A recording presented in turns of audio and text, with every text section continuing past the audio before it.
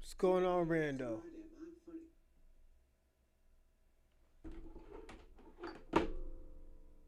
Salute, Rando.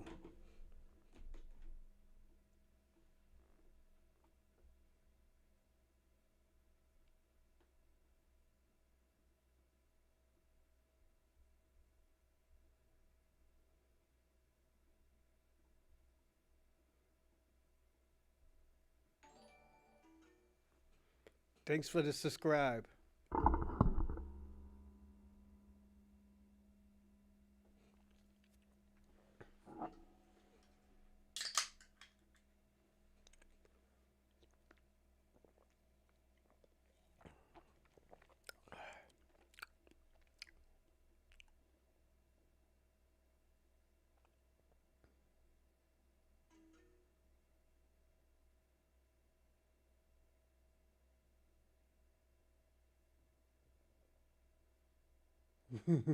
Nah, I didn't see that, Rando. I'll look it up. Give us a second. Yeah, it's gonna be a quick, fast show today. We're gonna get busy, but yeah, it's gonna be a quick, fast show.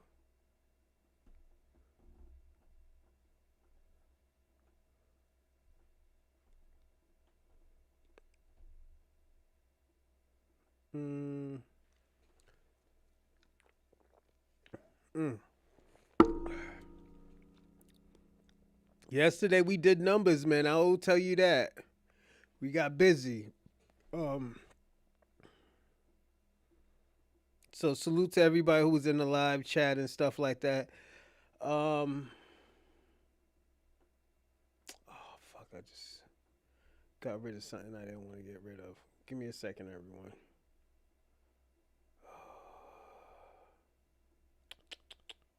History.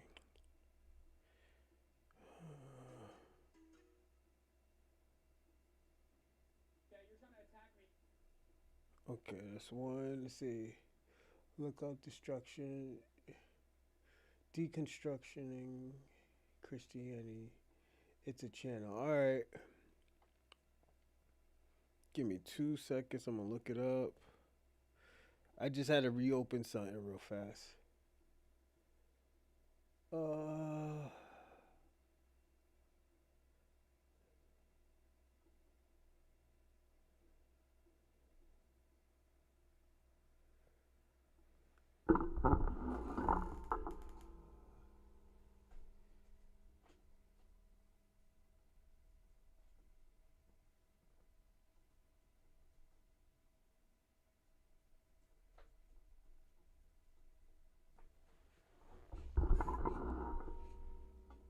right. I just subscribed to him too.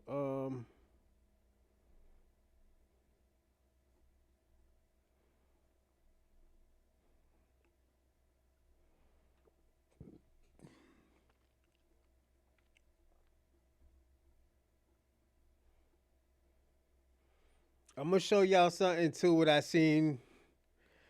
One of our lovely guests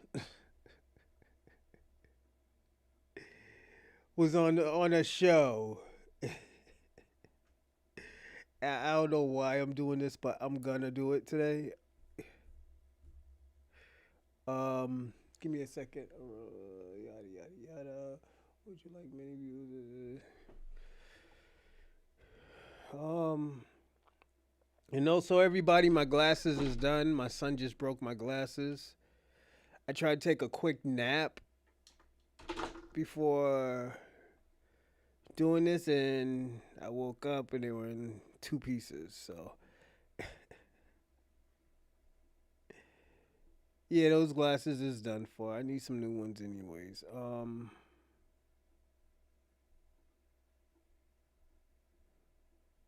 Where is that shit at that I seen this morning?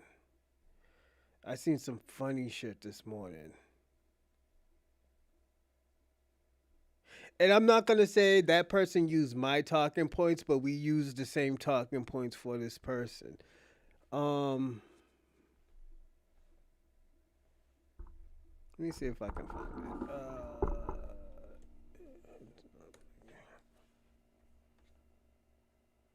And the nigga was getting roasted too.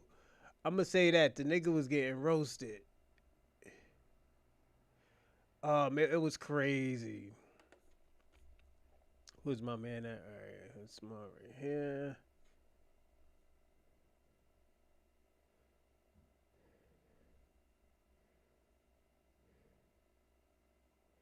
Yeah, here it goes. We're gonna watch it today too.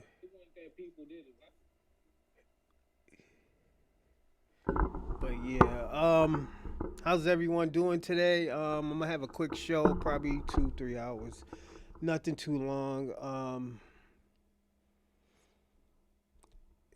I want to say everybody, thank y'all for watching the show. Thank you for participating. Thank you for everything. Um, Today's show, I want to talk about certain podcasters or certain debaters. I'm sorry, debaters. One guy, Steve Crowder. Steve Crowder does certain things to people where he tries to trigger black people and all this other stuff. My issue with conservative debaters, they don't know how to stay in their fucking place. I talk about the ecosystem a lot because I think the ecosystem makes everything goes well. With it, I can use anything. Animal kingdom, the world that we live in, Mother Nature take care of the world. Certain things, certain animals, we need these things in these atmospheres. What these white supremacists are doing, they're messing with the ecosystem. Their eco, the way how they usually deal with problems is exterminate it, but you'll have more problems because there's gonna be certain things that you do. I mean, there's certain things that that person does that you're not gonna do.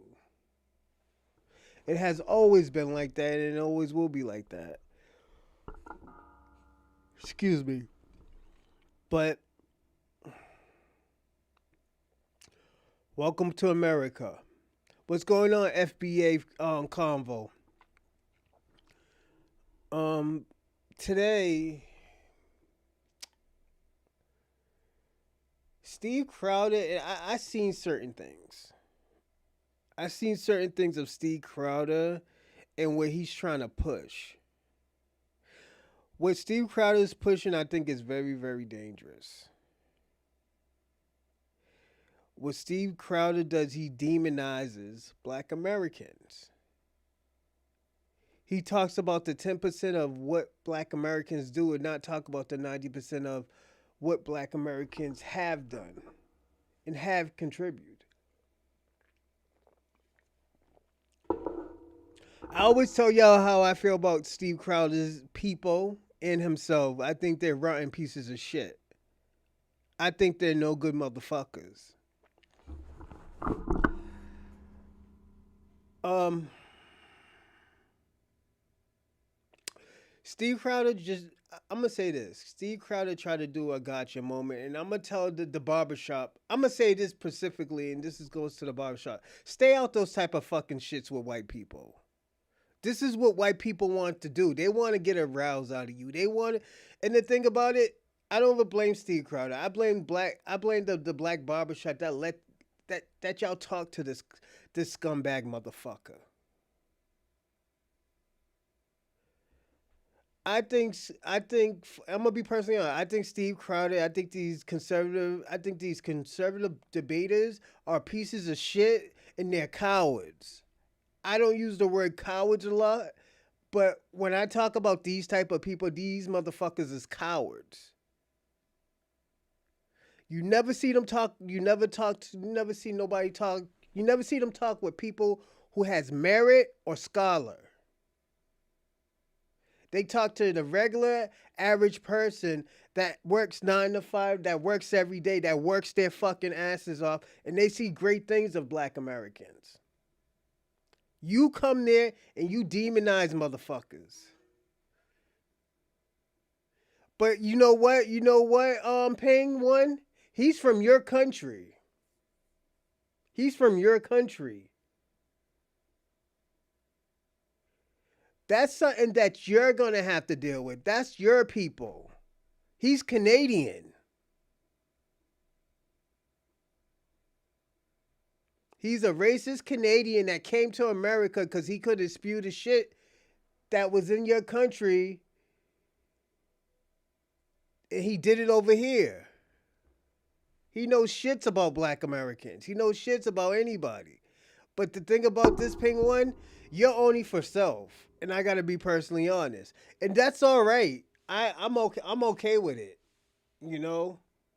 Because when you come on here over here, only thing you talk about is Asian hate. You don't talk about black empowerment. You don't talk about black excellence. You don't even talk about immigrants. You just talk about only Asians. You know? Yeah, but I'm gonna say this too, Pink King. He has done that shit in your country. He got the fuck out of there because they don't accept that in your country. Certain things that you can say in America, you can't say in Canada. And like I understand that. I understand that he comes over here and does it because he believes in the ideology.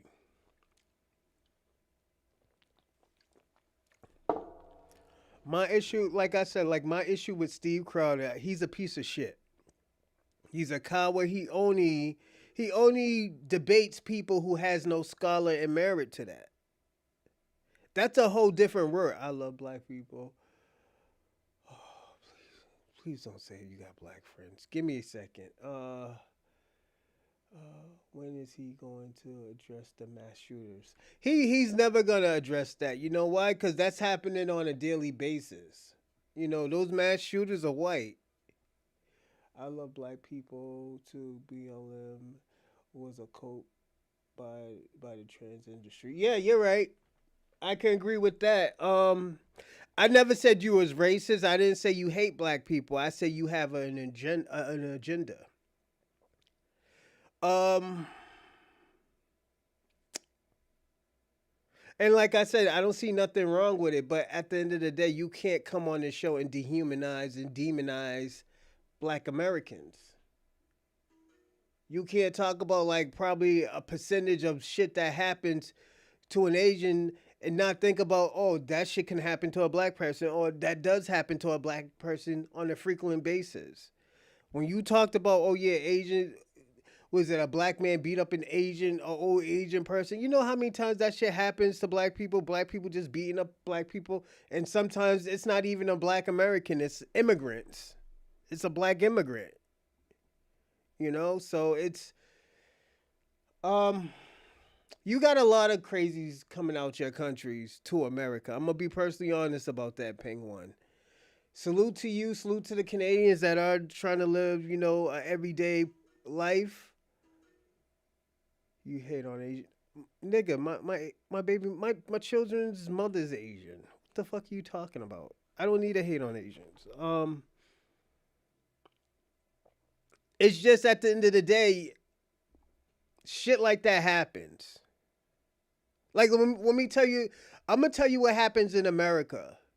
When these black people go into these Asian stores, they don't feel comfortable. This is why a lot of black people stop going into Asian stores because of that shit, getting followed into the store. I'm gonna tell you what happened in the '90s. Ping One. There was a girl. She was 15 years old buying orange juice in California. She thought she was stealing the orange juice.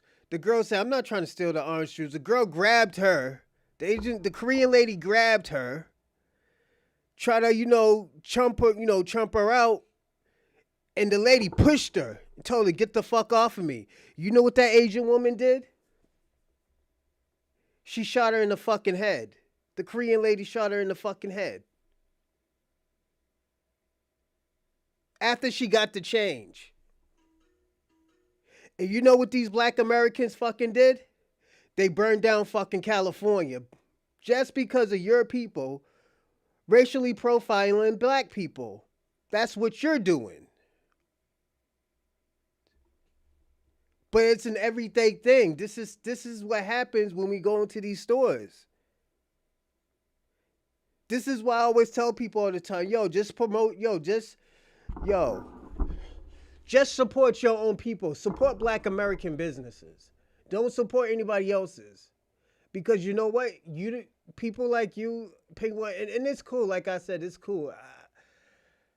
I'll never say you're wrong. I'm never gonna say, oh, yo, the way how you feel is wrong. But at the end of the day, I think you put out false information. You put out a what they call it, a strongman answer or something like that. You can't put certain things out and not have you can't put certain things out and not have backup for it. Shit doesn't really happen to Asian peoples in black communities. First of all, Asian people don't even like going into black communities because they don't like black people. So it's not all of them, but there's a good handful of them. I can't lie about that. Like they keep us out their communities. Like you, like yo, only stop projecting, bro. It's hilarious. No, I'm being personally honest. They don't really stay in our communities like that. Go to Boston. Boston, they're not really into our communities. You could go to Dorchester, you might find a little community, but other than that, no. We don't really fuck with them like that. We don't really go to their stores. We don't really go into their businesses. It's just, yeah, we seen it. And the question, you know what the question I asked you? Were those immigrants? Were those black immigrants or were they black Americans? And you couldn't give me an answer. And the thing about it, this probably happened in New York. This probably happened in New York, and New York is a melting pot of Caribbean and African backgrounds. You know, black attacks elder Asians is on. Yeah, but that's a rare occasion that happens, and we don't. And the thing about it, we always denounce that stuff. Your people don't denounce anything. Only time y'all want to denounce anything is when it's beneficial or when it's gonna cause backlashes. I'm gonna be personally honest. I could bring up videos where y'all Asians is talking crazy about black people. Tell y'all really feel about black people. And the thing about it, like I said, it's cool. I don't care. Y'all gonna do what y'all gonna do, but at the end of the day, don't think when some shit happens, we're gonna. Yes, they do. Yes, they do. You live in Canada. In Canada, they can't promote or do anything like that. That's why you talk the way you talk. But look at all those. Put it this way: look at all those Canadians that come to America. They're the most racist ones. They come to America so they could promote and say whatever they want and how they want.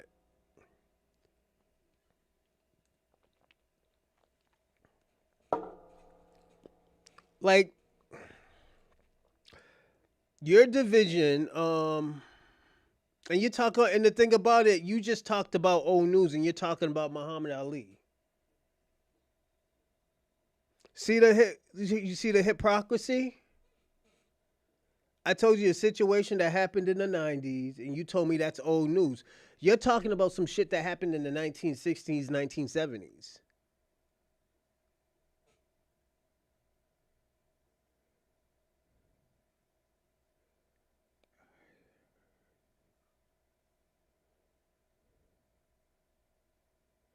Yeah, the shit happens all the. But everybody, y'all gotta understand too. Ping is coming from a Canadian standpoint. You know, he probably just like the motherfuckers don't eat like beef and stuff like that. They probably eat like moose meat and stuff like that. You know, but that is relevance. That. But the thing about what's relevant towards mine's and yours, mine's was a bigger impact than yours. Ping. California had to pay damn near $15 billion to rebuild fucking parts of California. They burnt that motherfucker down. Then after that, the Rodney King happened. They didn't that shit didn't finish burning down for like 3 days. Those aren't blacks. Those are Caribbeans. Ping one. Those are Caribbean people. Those are African people. Those aren't black Those aren't black Canadians. Those are Caribbean Canadians. Those are African Canadians. You can't mistitle them.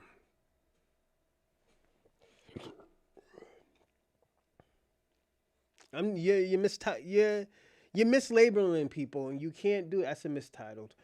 You can't mislabel people 40 plus years old.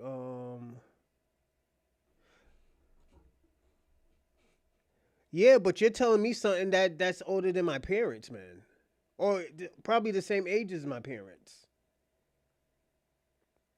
That shit that you're happen about, that shit you're talking about with Muhammad Ali, that happened. He got his belt taken away because he didn't want to go to the Vietnam War. He was a Muslim. He said those Vietnam people haven't done anything to me. I was like, I don't want to go to war. He's like, I'm not. You're from No, I'm not from Africa.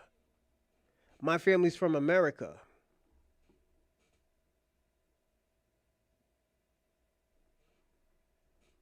What's good? Let's get it. Let's get it 004. What's good, Ray Ray? Let's get it, Rando. What's good, Penguin? I'm just repeating, saying what's up to y'all. But yeah, man, you can't mislabel people. Ping one. I mean Ping one. You got me calling you Ping Ping, man. Hey yo, Ping one, yo, you can't mislabel people, man. I'm not from Africa. My family's not from Africa. My family's from Selma, Alabama, and Augusta, St. Clair's, and Savannah, Georgia. I even have some family in North Carolina. But you can't mislabel people, and you can't mislabel me. That's very offensive.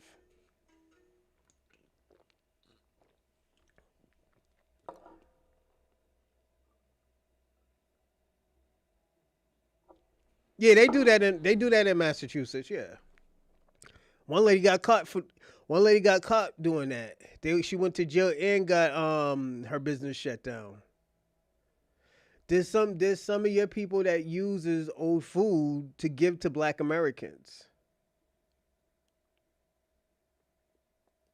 That's why personally I don't really eat Chinese food like that. Nah.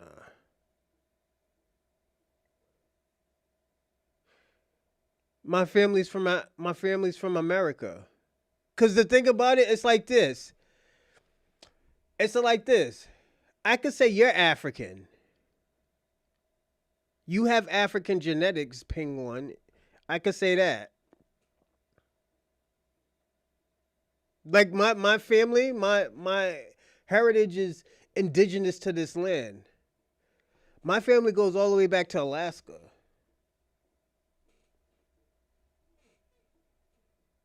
Yes. The natives in Alaska, those were my people. How am I spreading Asian hate?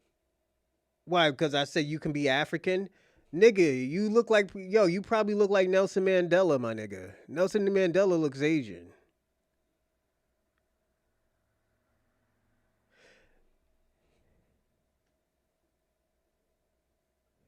Yeah, man. I'm just telling him, like, yeah, he's just mad right now and he's projecting because I told him you can't mislabel people. Yeah, that's how far, yeah, my family goes back that far.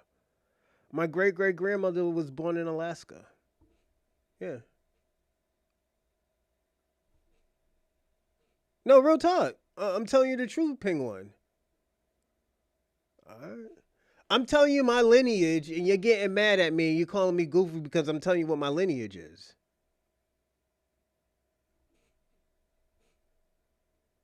My family always never been in the South. My family been in Alaska too. So I'm telling you. You can believe it or not, but I'm telling you. An Eskimo is a racial slur. You shouldn't call people Eskimos. Some of them were, yeah.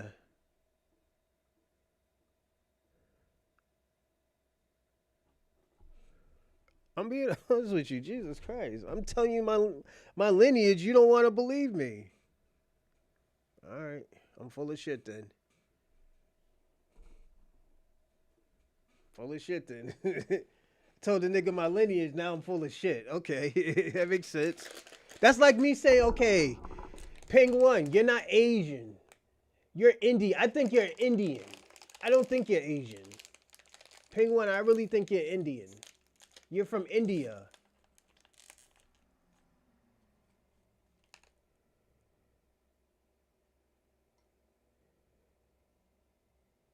Yeah, Ping One, I think you're Indian. Our Indian friend over here, Ping One, he wears a red dot on his forehead. That's insulting. That's that's being not racist. Black people can't be racist, but I'm being prejudiced. That's some prejudice shit. Thanks, FBA one. I mean FBA convos. Salute, salute. Thank you. Everybody do like and subscribe. But Penguin, that's like me saying that, like, yo, my nigga, I don't think you're Asian. I don't think you're from the Asian place. I think you're from India. You're gonna be thinking I'm an asshole.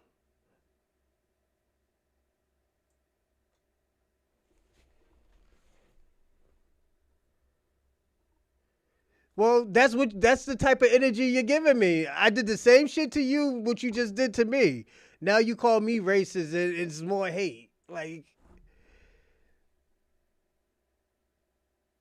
no, no, misdirecting shit. Okay, okay, but Pig, what? This is this. I did the same shit that you did to me. Now you're mad at me. Like you can't troll me. Then when I troll you back, you get mad. I gave you an example. I gave you the chick who got shot in the head by a Korean, and you be like, "Oh, that's old news." But you bring me back some shit from the 1960s, some Muhammad Ali shit. You see how crazy that sounds? Like, yo, you sound nuts, man. Like, you sound like a Democrat. Like, it's cool if you're a Democrat or a liberal, but at the end of the day, you like I said, you're doing it for your own agenda. You ain't no better than Black Lives Matter movement. So it's just the Black Lives member, the movement, Black Lives Matter movement wasn't for Black Americans. It was to upgrade and put in the forefront of the LGBTQIA. I can say that. I believe that. Do Asian really sell black cats? I don't know. Some do, man. You'd be surprised. You gotta look at it. It's probably cheaper. You know, there's some people that think like that. There's some people that do that. Like, come on, Penguin. I'm telling you how motherfucking Boston gets down, and this is why certain places in Boston is like yum yums. I'll tell you people if you're in Roxbury, Massachusetts, don't ever eat at yum yums because those are cats and dogs. Those are rats. Any stereotype of shit that you think, don't eat from that place. Cause it's cheap, don't mean I tell people don't eat that shit.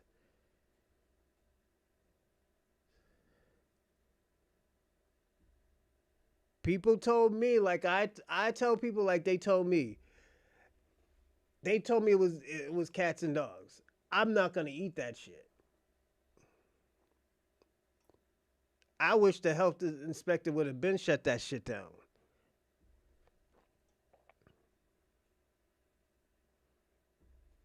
Yeah, some do. What you want me to say? Oh, none of them do? Nah, fuck that.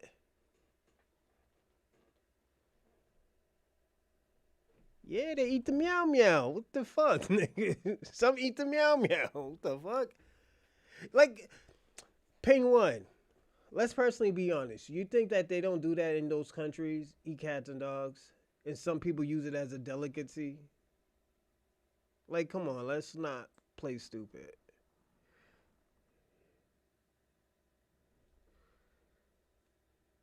Like, ping one. We can't act like they don't eat that shit in your country. They got black markets in your country for eating monkeys and shit and turtles and shit that's illegal that it's not supposed to be eaten. Like, come on. The blowfish, because it has toxins in it, but if you cut it right, you can eat it. I know that shit. Like, my nigga, you don't think I've been to the black markets before? The fuck? Those shits is lit. Yeah, they eat monkeys too. They eat monkey knuckles and all that crazy shit. But y'all niggas eat that shit too. So like, we're not talking about Africans. Stop projecting. You know, but that's my thing about like certain people.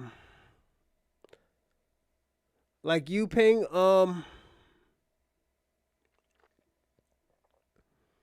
You only want to talk about the good parts of your country, and not the ugly side of your country. You know, and I know the ugly side of your country. I know the good side of your countries and stuff like that. We talk about the good sides of your country. ISOC loves China. Yeah, and they were calling him a nigger too. And a slave. And giving him watermelon. And giving him cotton. Did you forget about that, Ping One? So if you want to bring that up with that ISO speed bullshit, go on, be my guest. I just, like I said, I would never go to. I'd rather eat a glass sandwich than to go to fucking China. I'll tell you that.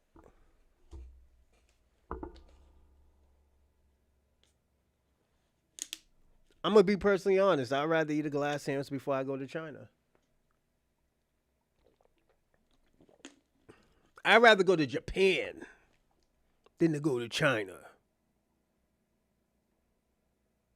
So they wasn't giving him watermelon. They wasn't giving him cotton.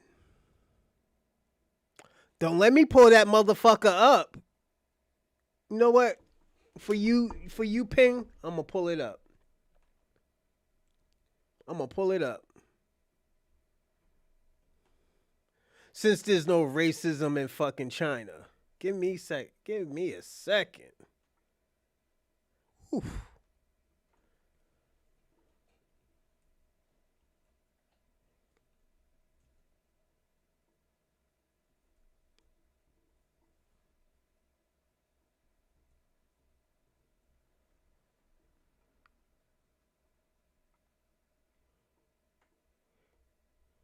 All right, everybody.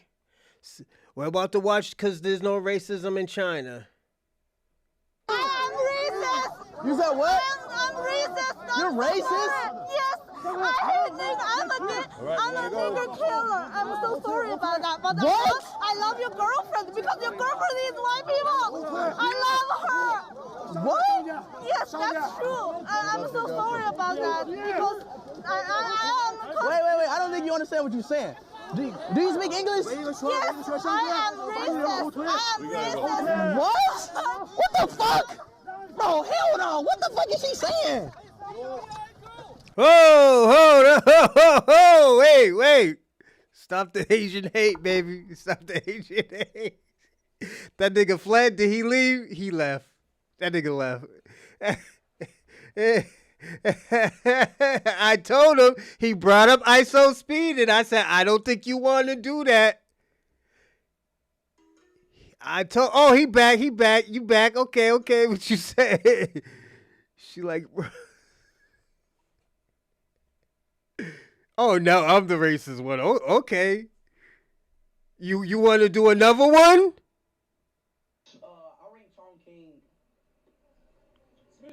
This is for you. What is this? This is cotton. Look. Cotton? Cotton. I never got gifted cotton. You are not player? Yeah. Cristiano, my friend. Why did you give me cotton? Yeah. W give, chat. It's my love. It's my love. W give. Bro, y'all be gifting me. Why would you give somebody cotton? Hold on. Let's watch that from the beginning. I don't think Ping One seen it. Let's watch it from the beginning. I rank Chong King. Smith, this is for you. What is this? This is cotton. Look. Cotton? Cotton. I never got gifted cotton. You are not player? Yeah. Cristiano, my friend. Why did you give me cotton? Yeah. W Why would give, they give him chat. cotton? It's my love. It's my love. W give. Why would Bro, you y'all be get gifting me caught? anything in China, bro. I'm not gonna cap. Thank you. Nice, nice, nice. Yes, sir. Yes, sir.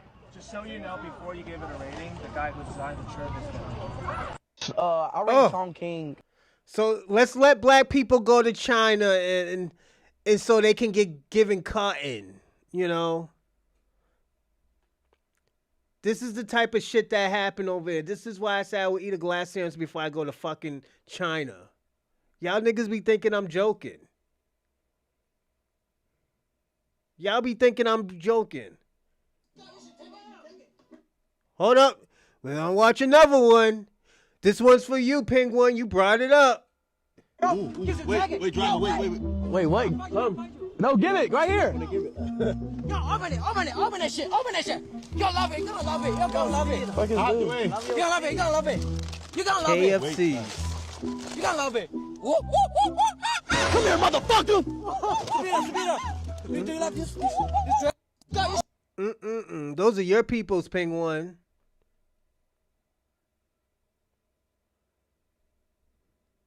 Those are your people's. Oh, I'm a snowflake now, but you was talking about a raggedy bitch getting punched in the face by a Caribbean? And you try to blame black Americans on that?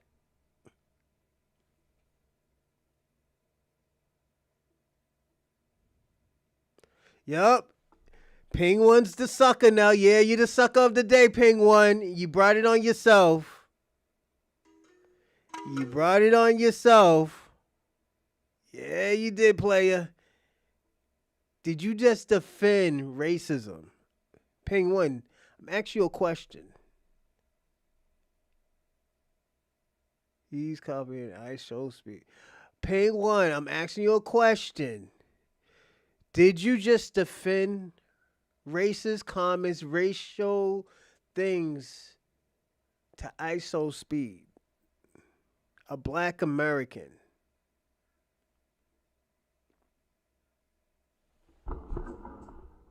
Yeah, he is. That's my friend, everybody. That's my friend. That's what a racist look like. That's what a racist look like. Thank you, Penguin, to show you that there is no unity between you and your people. I'm just being personally honest. There's no unity between mine and your people. There will never be. It will always be an off-balance thing. I'm a goofy because I showed the truth. I showed the truth of your peoples and how they. I can even go further, and we're just talking. We didn't even show the real videos yet. I can go further, but hold on. I'm gonna do you even a better favor. I'm gonna show you what your white saviors think of you. Hold up, wait a minute. Your white saviors. Old Charlie. Let's see how old Charlie feel about you. Which is ridiculous, like asking me what my salary is. Sure, I'll reveal it willingly. I was going to defend your peoples today, but I changed my mind. Okay. Go live like a socialist. Watch the this. point is larger than that, Charlie. I live like a capitalist every single day, Hey. Chank. I live as a capitalist, okay? I live when I... Whoa. Penguin, what did your white savior say about you? Hold up. Ridiculous, like asking me what my salary is. Sure, I'll reveal it willingly. You brought it up in context. I'm asking, why don't you live like a socialist? Okay. Go live like a socialist. The point is larger than that, Charlie. I live like a capitalist every single day, Chank. That's your people's, Penguin. What do I do? I get charity. Hey, Penguin, defend that shit.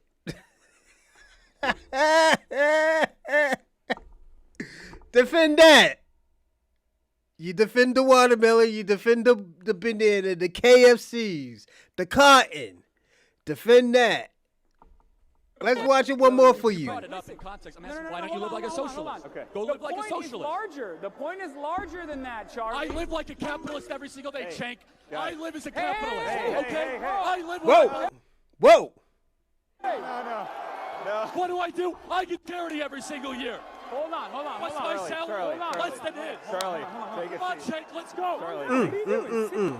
Take a seat. Take a seat. Psycho? All right, no. Take a seat. You're gonna take a seat. Talking to your peoples like What's my that. salary? Did that nigga just bust a move? Yo, Penguin, did you bust a move on me? That's your peoples. That's how your peoples feel about you. Actually do got a real job player. I got a few. Oh, he's mad. Oh, he's mad. Penguin, this is what I'm trying to say. I gave you the chance, man. Now you're delivered. I baptized you, man. This is the type of shit that goes on, Ping. This is not in the set. This is the thing about it.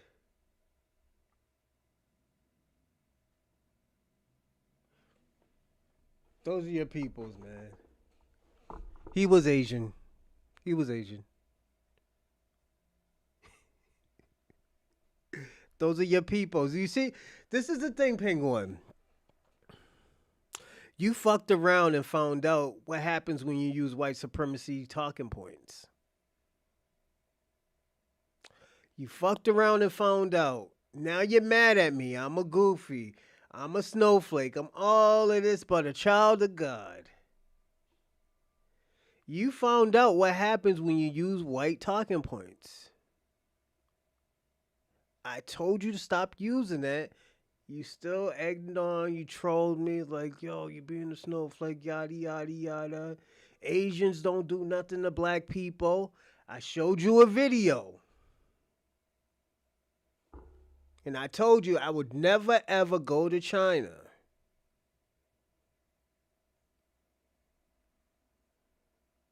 No, he's an Asian. And you're mad about that because this is what happens.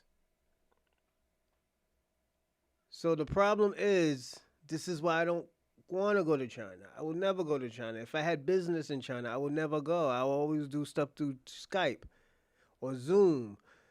Only place I would go probably in Asia, maybe Cambodia. Yeah, Cambodia. Maybe Thailand. Maybe. Well, definitely I'll go to Japan. Japan is dope. I like Japan. They have, it may be somewhat South Korea, even though they got some sketchies ones. Everybody loves orange chicken, fool. Come on. When it's real, yeah. When it's real orange chicken. If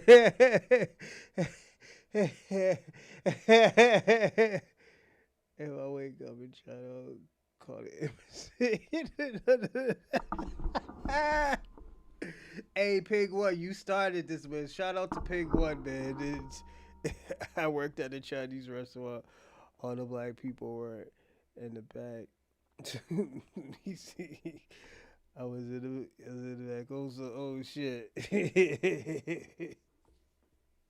Yo, oh shit. The American fast food cuisine. Oh shit. Yo, this is what happened, Penguin. I took everybody. Remember, I warned Penguin about my the live chat. I was like, yo, we get busy in the live chat, you know, especially in the first hour, first 45 minutes, we get busy. You know, this is the type of stuff that happens, Penguin.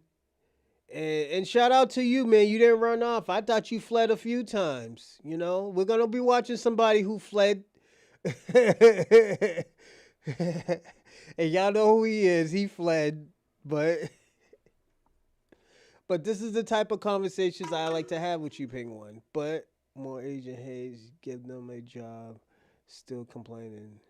Oh, still more white was it white supremacist talking points. Go on, Penguin. Just keep going. Now, Penguin, let me ask you a question. What country are you from? You're from an Asian area country. What part is that? Are you from China?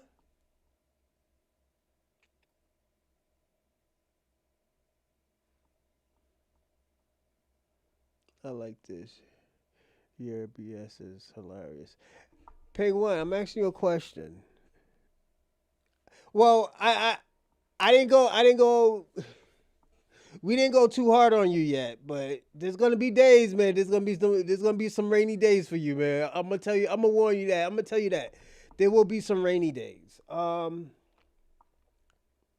jokes aside, there's gonna be some rainy days. So yeah, I can tell you. You're from. You can tell from experience that they love FBA, man. Yeah, Asian women love black men, but it's looked down upon in their country. Why China never invaded? Actually, they are invading Africa right now. What are you talking about? The fuck? They are invading Africa right now. Let me ask you a question. What? Why China? Oh, so you are Chinese. Well, Chinese, I'm gonna tell you, and I'm gonna be personally honest with you. Chinese people and black people never really had a good relationship. I gotta be personally honest. They really never had a good relationship. I don't know where it comes from, but I think the people who were here in the 1930s and probably the late 1800s, yeah, and they have the hardest time in China. Bro, Ping One. Before I was a Rosalind Perkins, I was Mr. International. I dated Blasian women. And they say they have the hardest time with your culture.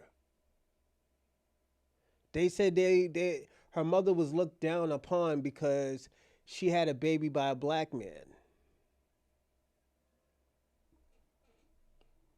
You know, so we can't do that, and we're not gonna lie. I have dated half Asian, half black women. You know, so it's that like don't get me wrong. There's certain cultures of Asia that is loving towards black people, but it's not China. It's not China. I can let you know that it's not China. You know, so it's and like I know you trying to fight for all Asian people, but you should be fighting for China, because China, a lot of people don't like Chinese people. A lot of black people don't like Chinese people. If they getting robbed, we would not help them. And I'm gonna be personally honest. And it's how they treat black Americans. It's how they treat them when they come to their stores.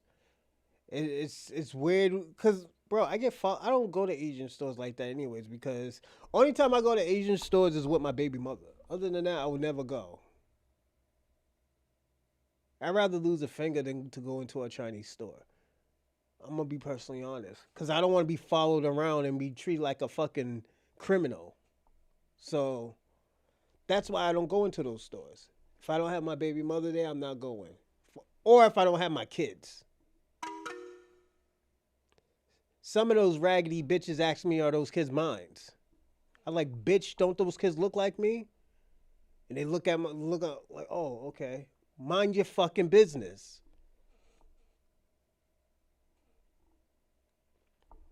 You know? Yeah, but y'all can be the worst sometimes, man. That's one thing about y'all. Y'all have that white supremacy talking points, y'all have that white supremacy heart. I'm gonna be personally honest, Penguin. Um, you have a great culture, but your culture has a lot of racism towards certain people, even towards certain Asian people. And you know I'm telling the truth. This is why I said I dated a lot of women. I know this type of stuff. The worst person I think the worst race I ever dated was an Indian. I'm gonna be personally honest. It was an Indian. I'd rather hold hands with a nigga with a lace front in Times Square than to fucking date another Indian woman. I'm gonna be personally honest. There's some that's like, mwah, but it's not worth it. I'll tell you that. Maybe if y'all just fucking on the side and stuff, but the shit that they do, they be in cow poop. Yo, One time I walked into her house, her I don't know if it was her auntie or her grandma. She stepping on the food and shit. Like, yeah, that shit's disgusting. Oh no, we're not doing that. We're not doing that. That's why I say, yo, I'm not eating no fucking Asian food. I remember this girl I was going out with. She was taking me out on a date. She was like, "Yo, we're going to this Indian restaurant." I was like hell we are.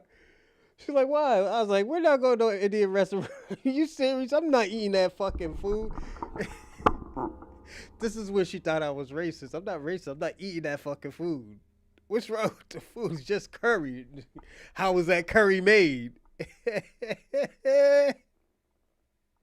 They make food with their feet, but eat with their hands. Ain't that a bitch?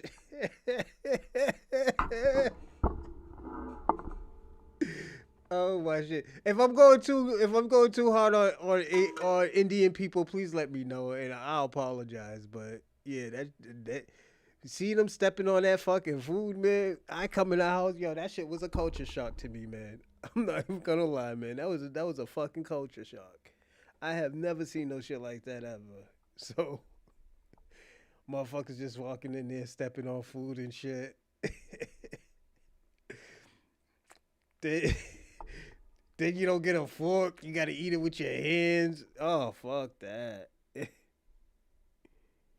Yeah, fuck that.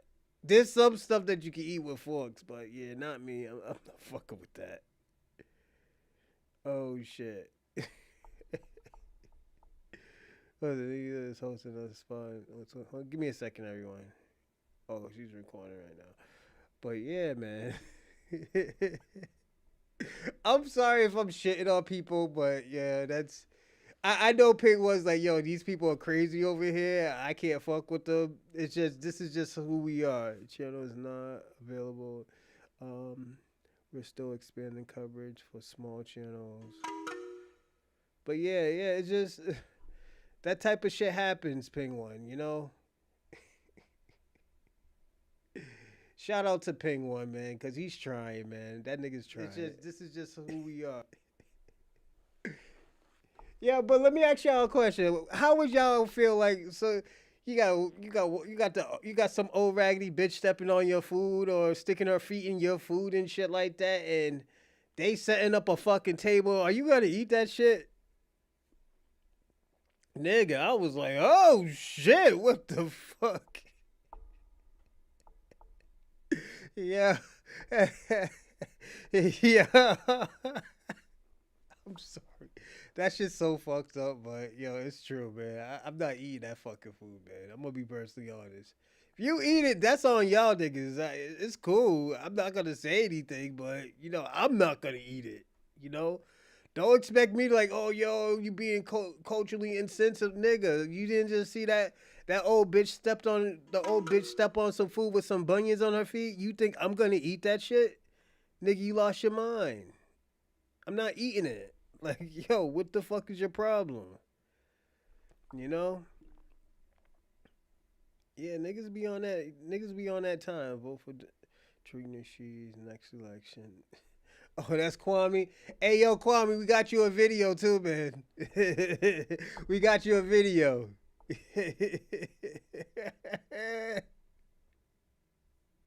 Everybody, don't forget to like and subscribe, and also, just also subscribe, comment in the live chat. Let's see, when the last time you had? I never had raccoon. I never had barbecue raccoon. You know, that, like I told you, Kwame, that's not common. That's not common down south. You'll see some people eating that shit. Closest you'll see somebody eat like some type of stuff like that is probably like reptiles. That's common, like eating like alligator. There's a lot of people that do eat alligator and like alligator. Frog legs. Some niggas said frog legs taste like chicken. I'm not gonna eat that, but they have frog legs in Boston. They eat frog legs in Boston. You know? And you know who sells those frog legs? A Jamaican.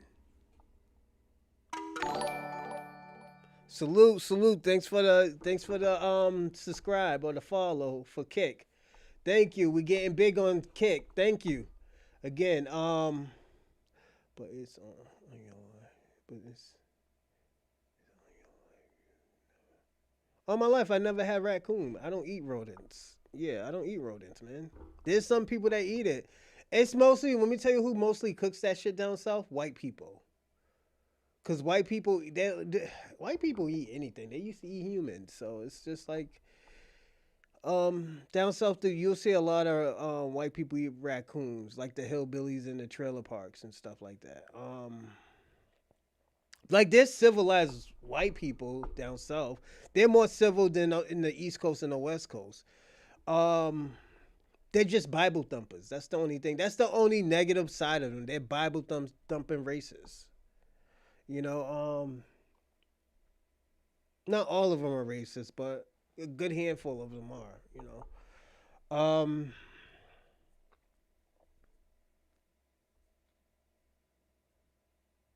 let me ask you a question, Kwame. What do you think about Steve Crowder? Because you're more of a red pill conservative. You are.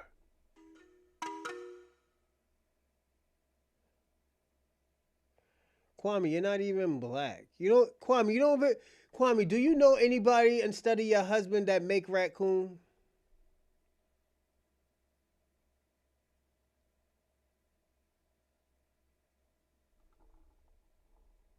Huh, Kwame, do you know anybody instead of your husband that makes raccoon?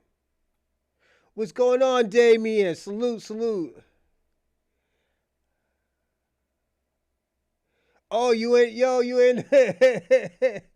Shout out to Damien. Hey, she's back in here, man. He's back in this bitch. Salute, player. I'm more than a Pan African. No, you're no, Kwame. You're a. First of all, Kwame, I don't even think you're a Pan African. You know, I think you're more of a capitalist. I will be personally honest about that. I think you're more of a capitalist.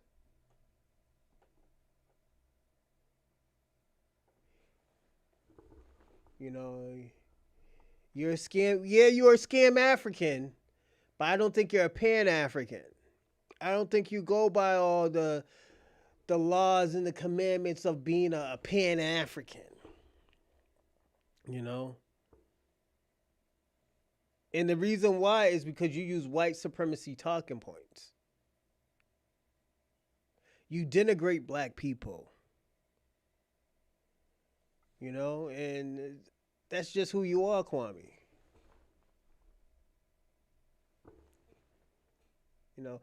Oh yeah, Damien H, man. Let me ask you a question. In California, cause you and Dorsey's from Cali. You said who's over there? Magazine. Y'all better pull out. Y'all better bring y'all guns out, man. Y'all ain't got no guns out there. All y'all Mexicans and stuff. I know y'all got something out there. Y'all got machetes and shit. You know. So yeah, man. Y'all better get busy out here in Davie and stay safe out there, man. Don't be out here protesting. You know, running up on ice and shit. Yo, I'm telling, like I always tell people, like if you're Black American, stay out that bullshit. Yeah, Kwame does help the enemy. I believe that, Rando. I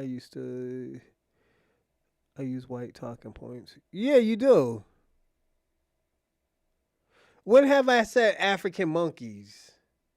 I called you a booty scratcher. Yeah, I called you an African booty scratcher. I say you eat mosquito. I say you eat mosquito soups and mosquito sandwiches, but I was just joking with you, my nigga. Damn, Gavin just signed another bill. We don't got guns. Damn, that's fucked up. Damn, man. This is when y'all need Big U, man. Big U be, yo. Yeah, y'all need Big U out there. Free Big U, man. Yeah, man. Big U would have put something. Let me tell you something. Big U, he was an organizer. He was a Crip, but he was an organizer. He organized a lot of shit for y'all, and he did extort people. I think he extorted people. And that's let me tell you something. Politicians extort people all the time. What you think of let me tell y'all something. What you think the government shutdown is? That's an extortion, nigga. Like, come on, you extorting these niggas to agree with you. You making these niggas agree with you. That's extortion. So we can't sit here and act like Donald Trump ain't no extorter. Like I said, like, yo, I don't got no dog in this fucking fight. But Donald Trump can't act like these niggas ain't extorting and stealing money. I'm gonna be personally honest. I think all them niggas is extorting and stealing money, especially Donald Trump.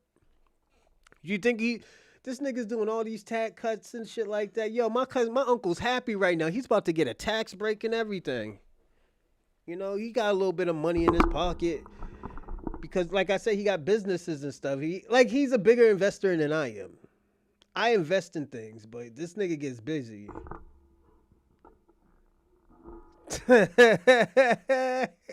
Go on, Randall, get him. What did Quiet say? You snitching on me? I think how am I gonna snitch on him if I don't know if he did it or not? I'm just giving my personal offense. I think, cause come on, what people really think is extortion, I don't think that's as extortion. If niggas, let me tell you something. If there's wolves out here and the nigga was like, yo, I can give you a sheepdog to keep you safe, but it's gonna cost you some money, nigga. I ain't gonna just do it for free. Nigga, that's still extortion. You're helping somebody out, but it's still for a price. It's just like, yo, you're just helping somebody out for a bad faith. That's all it is. That's not snitching, Kwame. Kwame, just stay with white women and cocaine, all right? And yachts. That's all you need to stay with. Don't get into that street shit. I don't get into the street shit. I could tell you some street shit, but it's stupid. I don't do shit like that. Nigga, you end up in jail. My uncle did 10 years twice. No, 10 years, then 15. He did 15, then he did 10 years. Like, yo, that shit ain't fun, nigga. I missed my uncle when he was in jail. Now he ain't going to jail no more. He's like, yo, I'm staying out the streets. He's like, yo, that shit ain't stupid, man. I lost all. He said, he was like, yo, I made a whole bunch of money, but at the end of the day, what I was doing with the day trading, I was making way more money than I was doing selling drugs. And that nigga made money selling drugs. You know, like, come on, this nigga was buying me cars. Like, come on. It's, like I said, the shit's stupid. The shit is stupid. And if that's your lifestyle, that's your lifestyle. But I will advise any regular person, if you have some type of skill or some type of special ability, that's be a street nigga. That's be a hood nigga. Don't be no street nigga. A street nigga that is the person that sells drugs or something. That's a street nigga. But don't try to be no gang banger and all that other shit. And it doesn't make sense, man. It just doesn't make sense anymore. First of all, it's okay for niggas can snitch. Niggas is getting millions snitching. Niggas is out here happy, snitching, lying, doing the most. Getting niggas, yo, the fuck out of here. If you want to be real, tell these niggas, yo, that shit is not for me. I do not like jail. Tell them niggas you do not like jail, and I'm not fucking with you when it comes to that. That's real. I'm just being personally honest.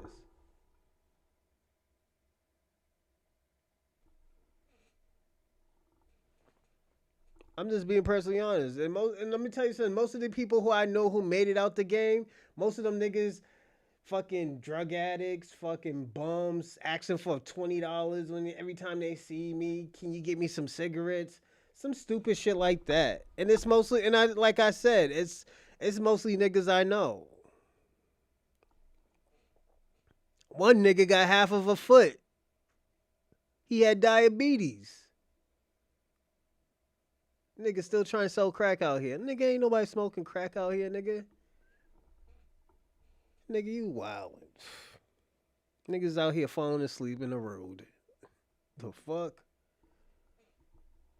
That's why I tell niggas all the time, don't get into that drug shit. Maybe like 20 years ago, 15 years ago, I would tell you, yeah, get your money and get the fuck out. Have a limit. But that shit ain't even worth it. Niggas is snitching like, yo, like it's going out of style. Especially niggas in New York.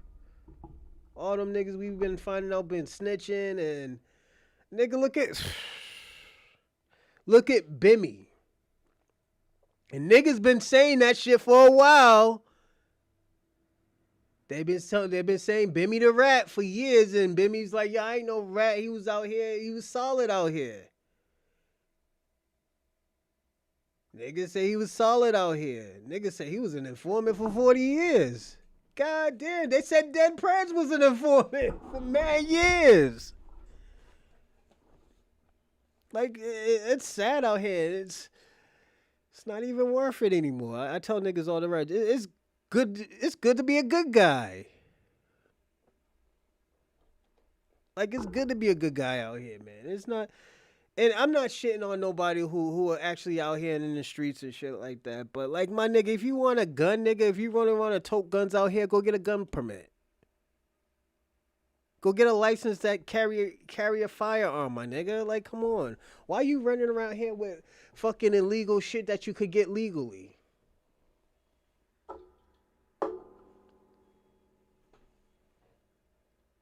I remember my cousin's like, yo, look at this new piece I got, man. Yo, I slapped this shit out of here. I was like, nigga, if you don't get this shit out the fuck out of here. I was like, nigga, if you want this, nigga, I'll help you get your license, bro. Do you got a record? Nah, I don't got no record. Nigga, I can help you get a gun, nigga. Why you carry around illegal guns? I slapped the shit out of him. I slapped this nigga so hard, I don't think I ever slapped a nigga this hard. And it was my cousin. Like, nigga, why the fuck you out here carrying a gun? I almost pistol whipped him with my gun. That's how bad it was. Because he's being a fucking idiot. You know? And this is why I was like, yo, we got to save the youth, man. You know? We got to be out here saving the youth. I'm going to be personally honest, man. That's why I say stop listening. And that's why, the reason why I talked about what I talk about in the beginning, because, like, yo, most of the stuff that we talk about, it leads into what we talk about. Now we're talking about these white conservative debaters. Like, why the fuck are y'all debating people who don't debate? Steve Crowder, you're a fucking idiot. This is why now these real scholars is calling y'all niggas out. This is what happened with this is what happened with Myron Gaines when he called out Tariq Nasheed. Let's ask this question. What happened if he would have called out fucking...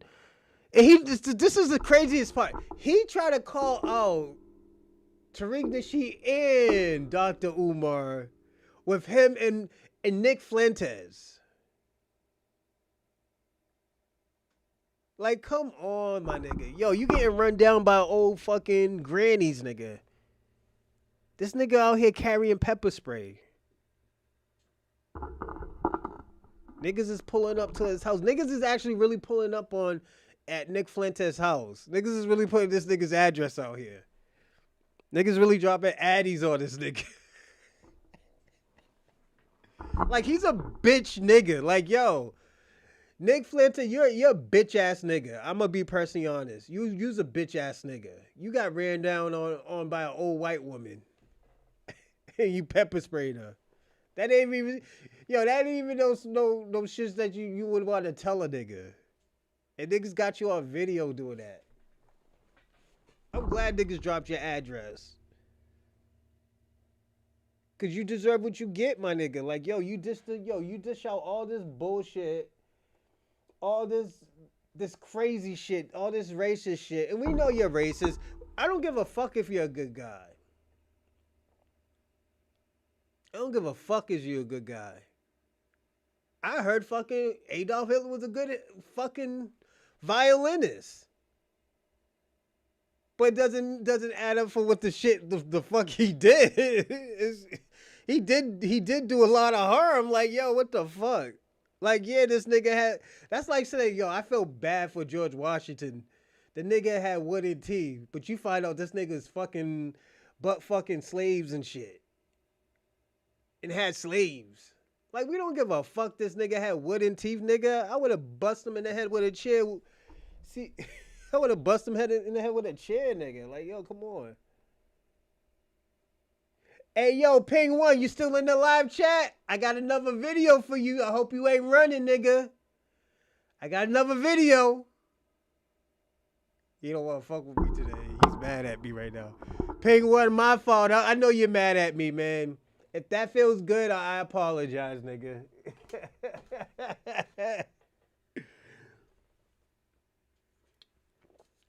If y'all just coming on the live chat, I had to tell Ping One about his own people. Ping One ain't happy with me today. Ping One, you don't know Ping One? Only thing you know, Kwame, is cocaine and white women. That's it, nigga.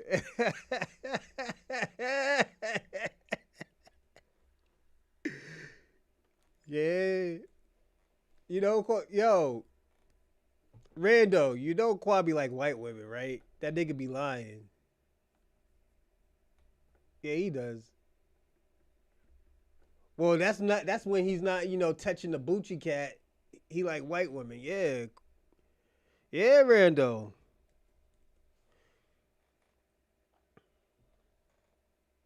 He said, once you go white, everything will be all right. That's what Kwame said. That's why that nigga ran. When he ran from ICE that Friday night, man, he ran to that white woman's house.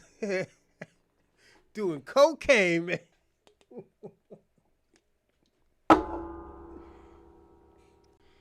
Go on, tell him, Kwame, you had a cocaine party that night, man. Cocaine castles and shit. He's like, yeah, we had cocaine up to here. You should have came to the party. remember what's his name? Tyrone Biggums. The nigga learned how to be a real estater. He sold his friend's house and had a crack party. He said, yeah, we had cocaine all the way up to here. Shout out to Salita and Marie. Salute. Yeah, DEI benefits white women. LGBT, yeah. It's true. That shit is true. Oh, yeah. Hey, yo, Shabaka's on here? Yeah, I got a video for him. Oh, he gonna like this one. Oh, he gonna love this video. The other day, I received I'll be right back, everybody. From Burkina Faso. Not from ADDI, but Burkina Faso themselves. We have some direct information from the government concerning Burkina. The other day, I received some updates from Burkina Faso. Not from ADDI, but Burkina Faso themselves. We have some direct information from the government concerning citizenship or permanent residency, rather, for the diaspora. Now, this is important because obviously with the dust up with ADDI and many people being concerned, there is news, and I want to cover this news right now. So this is what came out on October 16th, 2025 on Burkina Faso's page. It was translated in English. I'll only read the second paragraph because that is what is important. And it starts like this. As the Ministry of Justice and Human Rights in charge of institutional relations, the Council has adopted a decree on the conditions and procedures for obtaining permanent resident status in Burkina Faso. According to Minister Adasso Radiq Bayala, this decree is part of the continuity of the adoption of the Code of Persons and Family, which established the said status. One of the conditions for obtaining permanent resident status in Burkina Faso, in accordance with the new decree, is to have resided in the country 5 years. Before claiming naturalization, you must pass through this permanent resident status, which allows you to enjoy all the rights a Burkinabe has, with the exception of those specifically provided for nationals, such as the right to vote or the right to be a candidate. So you cannot run for office. Okay, So I want to see if this is a real opportunity for the diaspora. Now, what is the difference between what ADDI is saying? Okay, now ADDI has basically updated its website because the automatic citizenship through ADDI is now down, but the Facebook post on October 16th, 2025 established the conditions and procedures for obtaining permanent resident status in Burkina Faso. This means you need to live 5 years there before applying for naturalization, because you need to live there 5 years straight, okay? Now, what ADDI is saying is that there is a ceremony for the issuance of permanent residency between October 26th and November 8th, 2025, while the ADDI team is visiting Burkina Faso. Okay, this indicates an interministerial committee appointed by President Traoré, basically saying that if you've paid them, right, whatever money it was $365 plus an additional $500, then what happens is this is waived. Okay, so the 5 years of residence before applying for naturalization is waived. If you go on this so-called ADDI trip, you will be issued permanent residence, meaning that you will have that permanent residency between October 26th and November 8th. And the reason why that's different between October 16th, 2025, because this seems to be a specialized condition. All right, this is a specialized condition that the president, Captain Traoré, can do. After looking at both the website and this situation, here is where they're consistent. All right, number one, both ADDI and the government of Burkina Faso are saying that permanent residency is officially recognized in 2025. According to ADDI, in Burkina Faso, this is correct. The decree is government-led. This is also correct with ADDI. Permanent residents enjoy near citizen rights. So both ADDI, in which they have updated their site, both describe permanent residents as having broad rights in Burkina Faso to live, work, and invest and own property. So these are things that's true. Now, here is where it's a little bit inconsistent. If you're not going through ADDI on this trip, then you would have to come to Burkina Faso, live in there for 5 years, then get permanent status. After living there for 5 years, you can be naturalized as a citizen. Okay. Now, what ADDI is trying to say is that their members may get a shortened path. If you automatically get the permanent residency, then your citizenship in Burkina Faso is cut in half to 5 years. Okay. So this is the real benefit in that stage of rollout for ADDI, according to them, is between October 26th, between that time and November 8th, 2025. Okay, now let's compare this to other countries. Now, if what they're saying is correct, Burkina Faso, this does give you a better opportunity than, let's say, other countries. Kenya, which is like, permanent residency, you need 7 years continuously there. Rwanda, 5 years. Okay, Uganda is 10 years. So it's much harder in Uganda than other places. So it does seem to be an opportunity. But here's the problem that I see.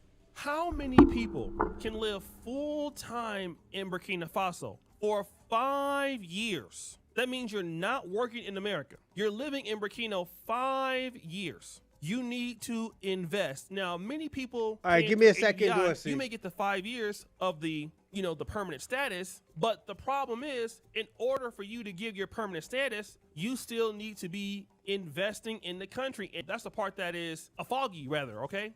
We don't really know how much money you need to keep investing, because you still need to be investing. It is central to the program, okay?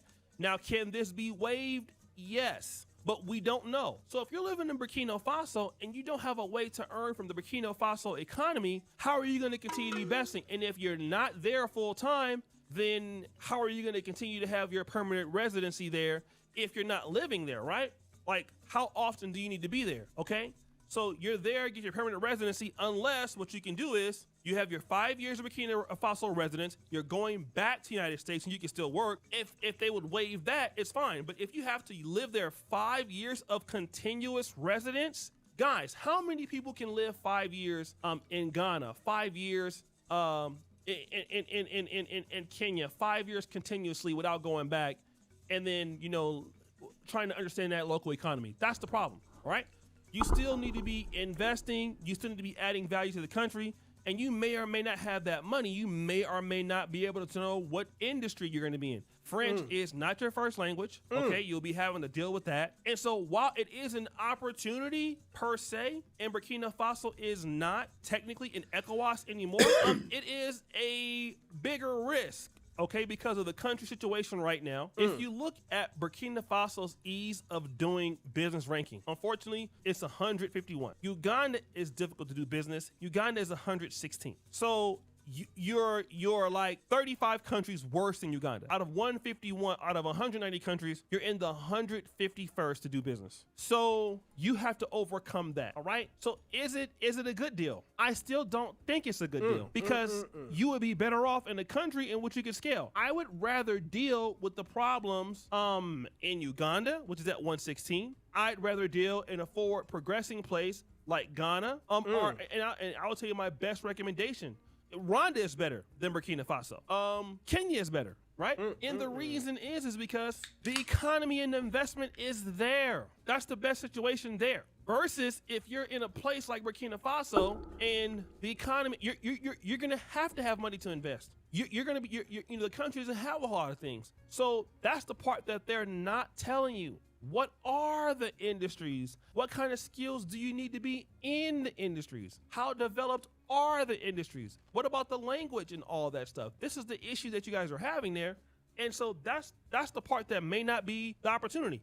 I keep telling you guys on the continent, I'm going to keep saying this. You guys get what you pay for, literally. This is what happens when, Black Americans or people in the diaspora, you get a deal. You're looking for a deal and you're trying to pay, for a deal or a bargain. You can't get a bargain on an African country, guys. Unfortunately, this is not a Walmart sale. This is not a Black Friday sale. This is an investment opportunity. You need people that have certain skills to work in an industry. You need to be able to communicate with those people, and all deals ain't good deals, right? This is the reason why you don't buy a certain type of phone at Best Buy, because it's cheaper. You buy a phone because it's the best for you, right? And there are African countries that are just not based off of value. It's what is best for you. And most English-speaking people, I just can't see that you would say that the Burkina Faso is just the best for what you want to do right now if you've never lived in an environment like Burkina Faso. You might go to a bank and it's all French-speaking there and there's no English people. What do you do then? What do you do when none of the contracts are in English? Again, these concessions are not there for you. So I still don't think, even if they could give it to you, and that's the one other thing too, is do you trust ADDI? Do you trust Ericana to deliver on something in which she's already shown that she's not able to deliver? I don't know. I probably wouldn't trust it. But again, if they could fast track you, you're no longer in ECOWAS. So if you're in ECOWAS, I would say it's probably a better deal. If I could get citizenship in the East African community, it makes my time to live in Kenya easier, Tanzania easier, Rwanda easier, Uganda easier. But you're no longer ECOWAS anymore. In fact, Burkina Faso has its own, a passport. So, if you can get your passport in residency in Burkina Faso and then go kick it in Ghana all you want, or Sierra Leone all you want, or Ivory Coast all you want, yeah, then it would make sense. But you're most likely. All right, we're going to stop right there. There's only 4 minutes left. I will say this. I'm gonna say this about O'Shea. At least this nigga talks what he walks. This nigga said, I'm going to Africa. This nigga never been back ever since.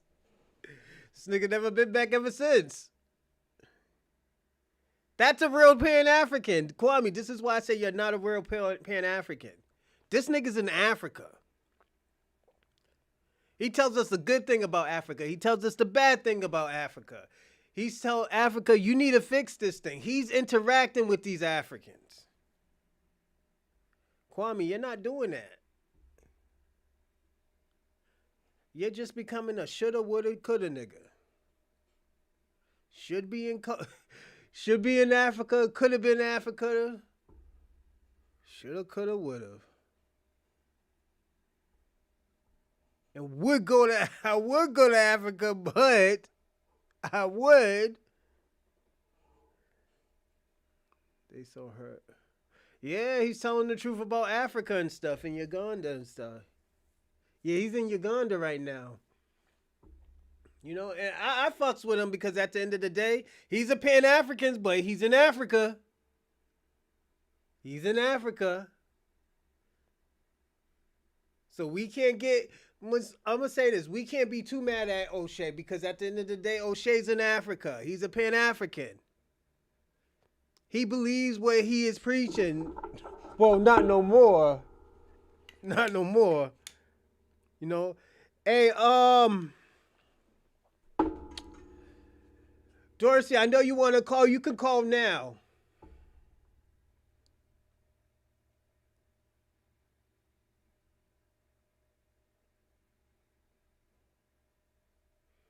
Yeah, I think so too. And Dorsey, 10 minutes today because we got to get right into these videos. Yeah, these videos going to be a little bit long, so yeah.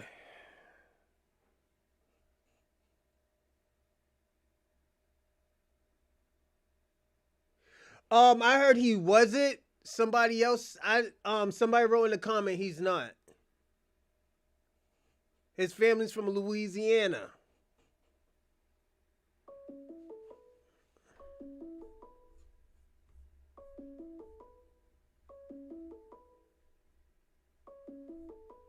Give me a second. Oh, right here. Call from Dorsey. To accept, press 1. Yo, Dorsey.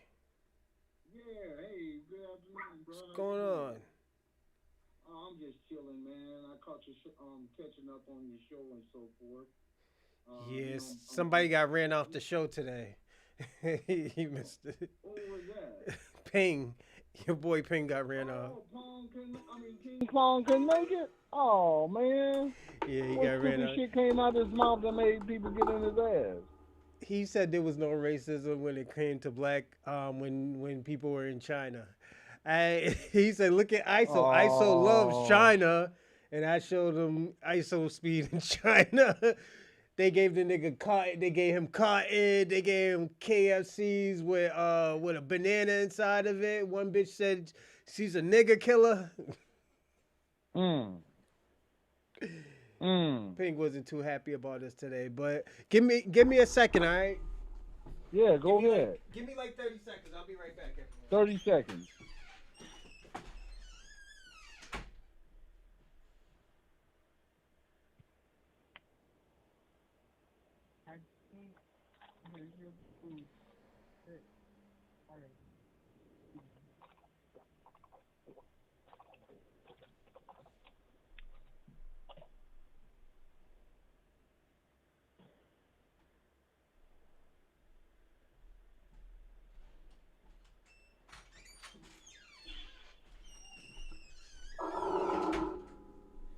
Yeah, so yeah, I told him I was like, yo, I told him I would never go to China.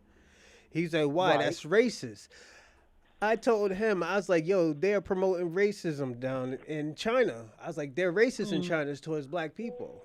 No, they're not. No, they're not. And I have to give him the benefit of the doubt because he's from Canada. He's from Canada? Yeah. He thought those black people in Canada are black. I said, no, those are Caribbean and African Canadians. So I had to explain to him. He still didn't get it. I said, you can't mislabel people. I was like, that's kind of offensive. You know? Okay. So Ping, we basically can say Ping is a liberal, right? Most likely, it's just they got different rules up there in Canada. It's like you see how we talk about people and stuff like that. They can't do that in Canada. They'll get fined for that. Exactly. So in other words, they living under authoritative government. Well, the King of England actually runs Canada. That's why if you ever look at their coins, it's Queen Elizabeth. So in other words, they still dick riding the king. Mm-hmm. So in other words, you still recognize imperialism and colonialism, and you bow down to it. Mm-hmm. So as far as Ping is concerned, ain't no colorism. We all slaves to the king, right? Mm-hmm. So in other words, he brainwashed. Pretty much. They just got different laws up there. And the topic question: Steve Crowder and white conservatives debaters are ducking Marquette and other black scholars. What do you think about that? I'll let you talk about that. Okay, I saw that clip. The barbershop one? About 5 days ago, right? Yeah. I wasn't gonna talk about it because it's not interesting. It's like, yo, you asking a regular black person about crime that they don't see. They see everyday working people. Even if you see gang members, they got respect because these are black Americans. These aren't like Caribbeans. They just disrespect everybody. No, these are black Americans because everybody knows everybody's mama. Yeah, but see, me, I don't think I could have handled that because I would have wanted to get up and whoop his ass while he was saying that racist shit, right? Mm-hmm. Because understand this, somebody told me something a long time ago. He said, "What would you do if a white man called you nigger? Would you sit up there and debate?" What's going with on, him Charlie Shaw? Salute, Charlie Shaw. Go on, that's you. He said, "Would you sit up and if he asked you what's the difference between a black man and a nigger, right?" Mm-hmm. Okay, so the guy said a nigger would be the one who sit up here and debate with you about that dumb. A black man would have slapped the shit out of you in the first place for saying the word in his presence. See, it's about pressing boundaries and so forth. See, that's a little mind game. It's aggressive, but it's passive aggressive. Mm-hmm. You understand what I'm saying?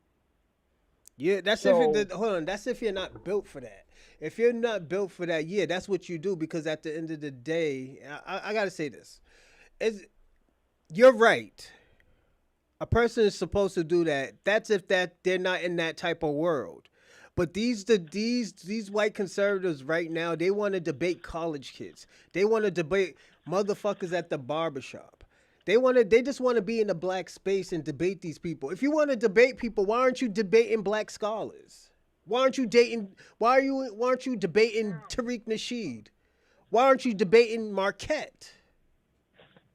Why aren't you debating these people? You only debating people who don't know shit about that shit. Like if you look at these college kids right now, they're just figuring out life right now.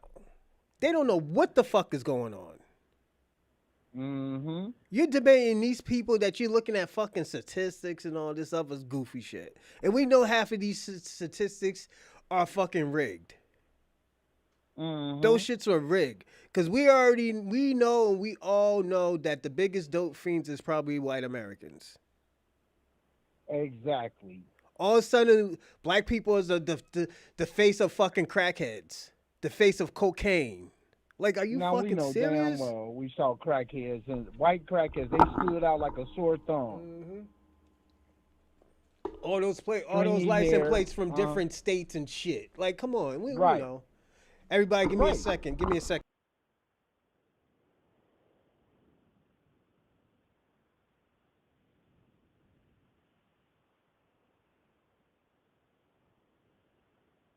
All right, I'm back. That was my daughter.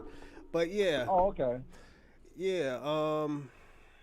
So I'm gonna tell you about a little something that happened a couple of days ago, right? Mm-hmm. On the other guy. Remember I told you Plug, right? Mm-hmm. So we're sitting up there, and he finally decides he wants to have a panel, right? Mm-hmm. Okay, so we have the panel, and he's mainstream. He has a larger audience and so forth, variety of people from different, because he speaks on political stuff, right? He rarely tries to involve racial issues, right? But this time he had the panel, and we black because it's like 5 of us black, 1 Hispanic, right? Mm-hmm. So we're talking about it. So then one of the people in the panel referred to because the Hispanics said, well, how come y'all ain't out there helping us?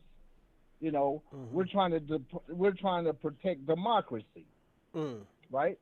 And before you came to Damien, he was like, yo, Mag is getting crazy over there in California with you.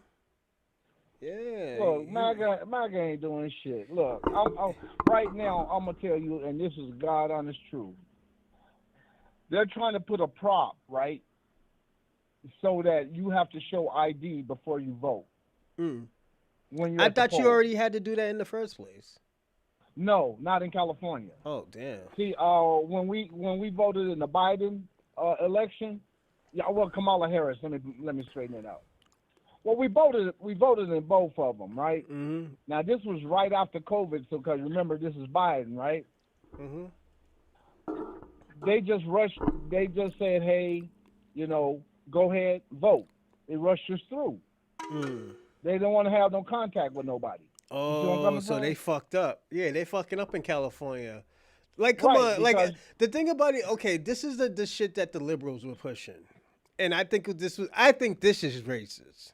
I think this is very prejudiced, and it's dehumanizing to black people. They were saying black people didn't have ID. That's bullshit.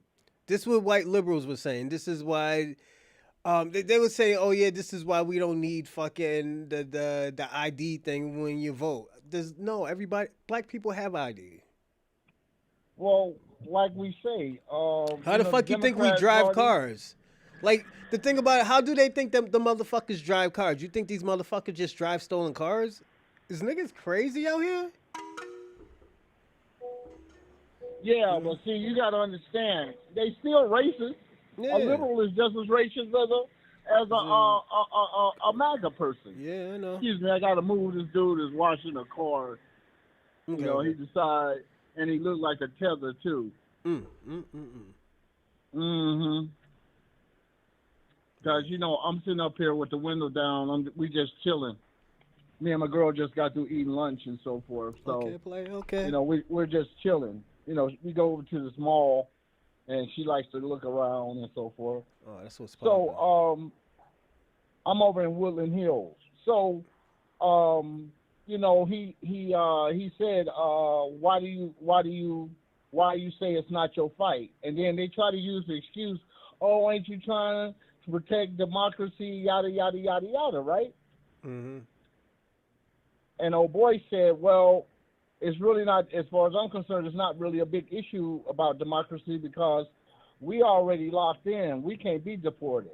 What you guys are trying to do, you guys are trying to candy coat it and say it's something about democracy, but really what it really boils down to is about immigration. Okay? So his argument was, well, they went through the process and they're being denied. And I'm like, no. What it is they've rejected your application for citizenship because you put down there that you're a political refugee, right? Mm-hmm. Because that's the first thing they claim, that the government is after them or the cartels is after them. Sometimes both. You see where I'm coming from? Yeah, they do that shit. Especially if they coming from Latin America, right? Yeah. Okay. Especially when they was coming from Venezuela. Okay. So, he kept trying to push that. He kept trying to push that, right? And I'm like, nah. They do get a hearing. When you don't show up to court, what happens? Here in America, right? Yeah. When you don't show up to court, what they do? They put a warrant out on your ass, right? Hold on one second. Hey, yo, You're in California? FBA, that's the video that we were gonna play. That's the video we're gonna play. We're gonna play the whole thing, actually. But go on. Okay, so when you, as an American citizen, miss a regular either misdemeanor or felony, they put down failure to appear. Am I right or wrong? Facts. But they don't convict you of the crime. They just hold you until your trial, and then you go ahead, and then they find you either guilty or not guilty after they hold the trial, right? Mm-hmm. Okay, but when you're not an American citizen, you don't get that luxury, especially when it's an immigration hearing.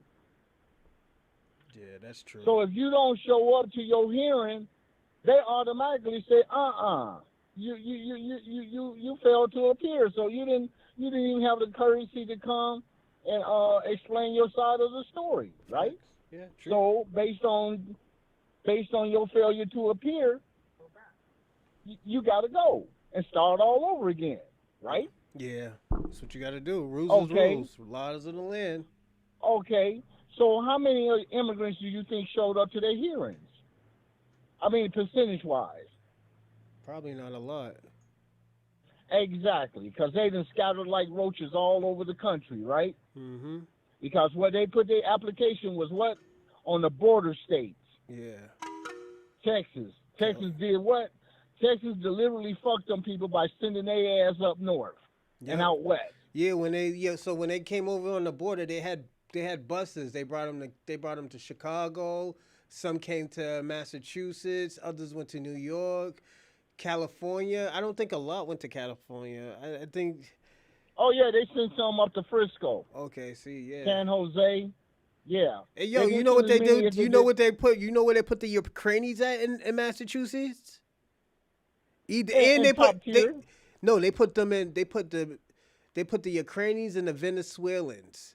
They put the Ukrainians and the Venezuelans in Martha's Vineyard. Martha's Vineyard is That's what I'm saying. Top tier accommodations, nice. Right? That's a nice. That used to be a black area. That used to be a black community back in the '60s. Can I tell you something? What's up? Can I tell you something? Okay, this the real deal. Okay, and I want you to hear me out. Mm-hmm. Look, when they went through COVID, who took the greatest loss? Blacks. Of all the industries. Hotels.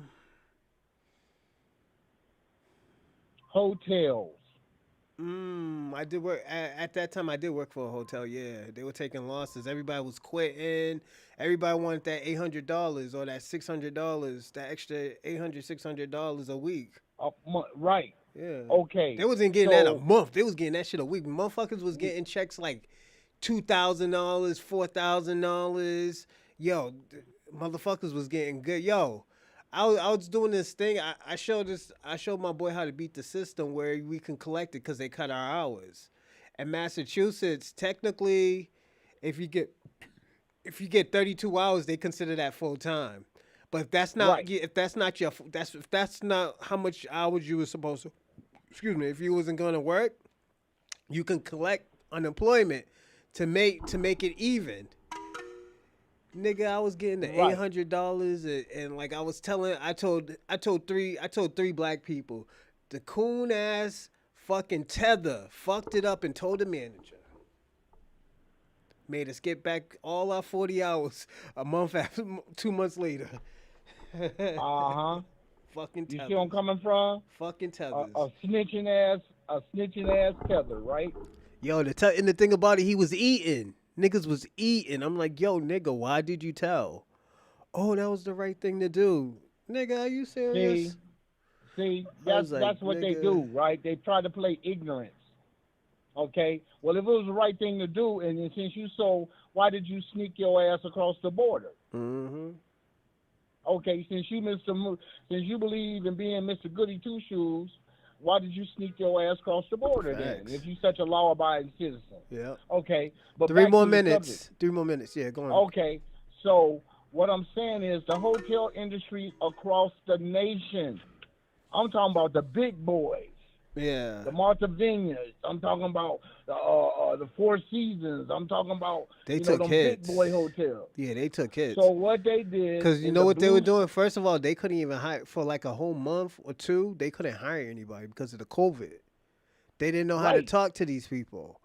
My job when I got the job that I have now, because I quit the job because there was a job that gave me more money. Then I just went back to the job because they gave me a supervisor position. I was doing everything on Zoom. Like to get the job that I have, you have to do training. And the training takes like 2 to probably like 3 weeks. I was getting my training check, and I was getting the job, the hospital. What is it? The hotel job I was working at. The hotel job. Only dope thing about it, I was getting paid every week.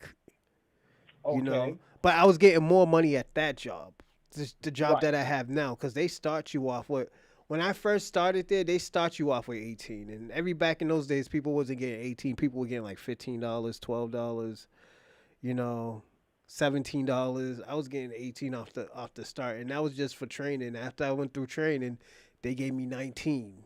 You know, so at those times, those were good. Okay, so this is what happened in all the blue cities. Mm-hmm. All the blue cities, they made arrangements with the top flight hotels to compensate them to go ahead and take in the tethers in the hotel room, meaning you could have got these tethers in a damn Motel 6 for $60 a day, but you're going ahead and paying the $400 a day. Mm-hmm. Okay? So imagine if you a large-scale hotel like the, let's say, Four Seasons, and you got 1,000 rooms, right? Yeah. And you fill all them rooms with tethers and charge it to the COVID fund, right? So 400 times what? That's $400,000 a day going into that hotel's pocket. Man. Okay. Now let's throw in the EBT cards, the health, and these are people who are not even American citizens now. But when you're looking at the homeless out on the street, you ain't doing shit for them. Oh no. Mass Ave in Boston, there's this place called Mass Ave. Mass Ave go from Dorchester, Mass, all the way up to like what was it, Arlington, I think? Waltham or Arlington. Probably a little bit farther than that. And like just to walk it, it'll probably take you like 3.5 hours, 4 hours to walk the whole thing. You know, I always tell people all the time, but that chick Michelle Wu, she ain't doing shit. You know, that's why when Ping, I asked him, I was like, yo, who is CCP? He tried to act like he didn't know what I was talking about. He knew I was talking about the Chinese Communist Party. That's the lady. That's a profiting group that was funding Michelle Wu. Michelle Wu is she's a plant. She's a plant for somebody else, not for America. That's why she's a Chinese agent. In other words, that's why she's fighting so hard for this immigration shit in Massachusetts. Right, because it's okay. So, like I'm saying to you, what's going on is the Democrats sold us out and took our money to line the hotel's pockets. See, we talking about the immigrants. No, look at who's receiving in. You know, follow the money, right? So these immigrants are living in 4-star hotels, right? You know they done hit the little courtesy bar. You know they done hit that shit hard, right? So they living it up, right? Yep. But at the same time, they got their little barbarian ass ways. So their children are allowed to go ahead. Now, you know these fancy hotels are located downtown in some upscale neighborhoods, right? Nah, I said what's good with E Will. E Will's in the live chat right now. Shout out to E Will. Go on. Okay, so then what happened is these kids who were born down in borderline poverty now, because you remember this is Venezuela, right? And they done crossed all kind of jungles and, you know, shitted in cans and all that shit. When they come downstairs and they walk in the streets, they seeing all this luxury. And don't forget, some of these women are pregnant. A lot of these women were pregnant coming over here on the border. Are getting pregnant, one of the two. So they getting the SNAP, right? They getting the welfare and everything. They get everything. Right. So that's why if you notice a lot of those people who are getting Section 8, they're immigrant parents. Yeah. Because they put them on the top of the list. Put us on the bottom. put them on the top, right? Mm-hmm. Okay, so then what happens is Chicago, boom. Now all of a sudden you're talking about crime has increased. Yeah, crime increased because you dangled all this red meat in front of these hungry dogs, right? So now the kids is breaking in the stores, shoplifting, doing things that teenagers do in America. Shit. You Two know, more minutes. teenagers go to the One more minute. 1 more minute. 60 seconds. Go on. So back to Ping. Look, Ping, in the 70s, y'all was killing, the CCP was killing Africans for reasons of, because of their daughters, okay? That's the racism that took place over that. As far as with these tethers coming over and so forth, you mad because you don't fit the bill for political asylum. Now we got to, and for Kwame, look, man, you ain't from Jamaica. That's a democracy. So your ass ain't got, what political prosecution you got going against you? None. Barbados, Africa, all that. All y'all supposed to be democratic republics and so forth. So you really have no reason to claim political asylum. Yeah, facts. So then, when you do go to your meeting and you come with them half-ass, them white folks ain't trying to hear they shit. They gonna be like, What about our people? That's what they're gonna say. What about our people? How does that benefit the white nationalists or the white community? That's where it gets. So this is why they were used as the buffer group. This is what happened.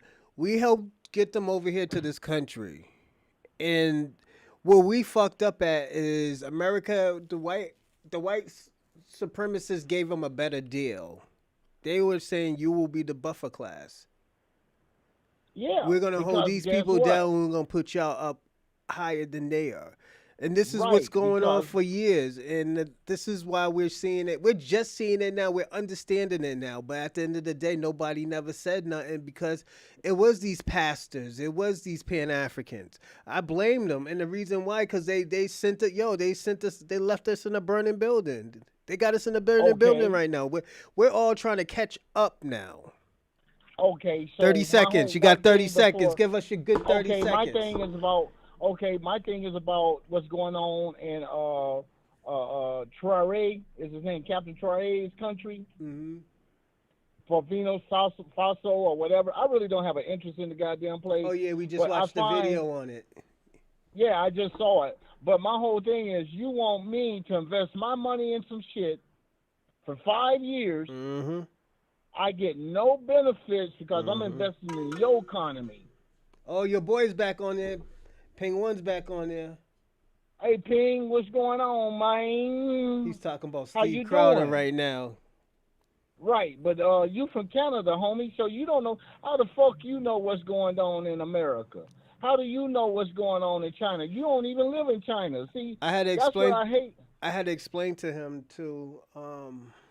I told him, I was like, this is why we'll never get along, because he has white supremacy talking points. And, like, I don't even think he knows that he's saying white supremacy talking points.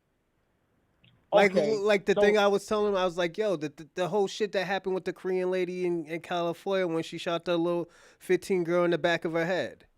And she didn't get no jail that set time. Off the riots. Yeah, that set off riots here in L.A. Hold on. Before I finish, I got to finish the story. He said that was old news.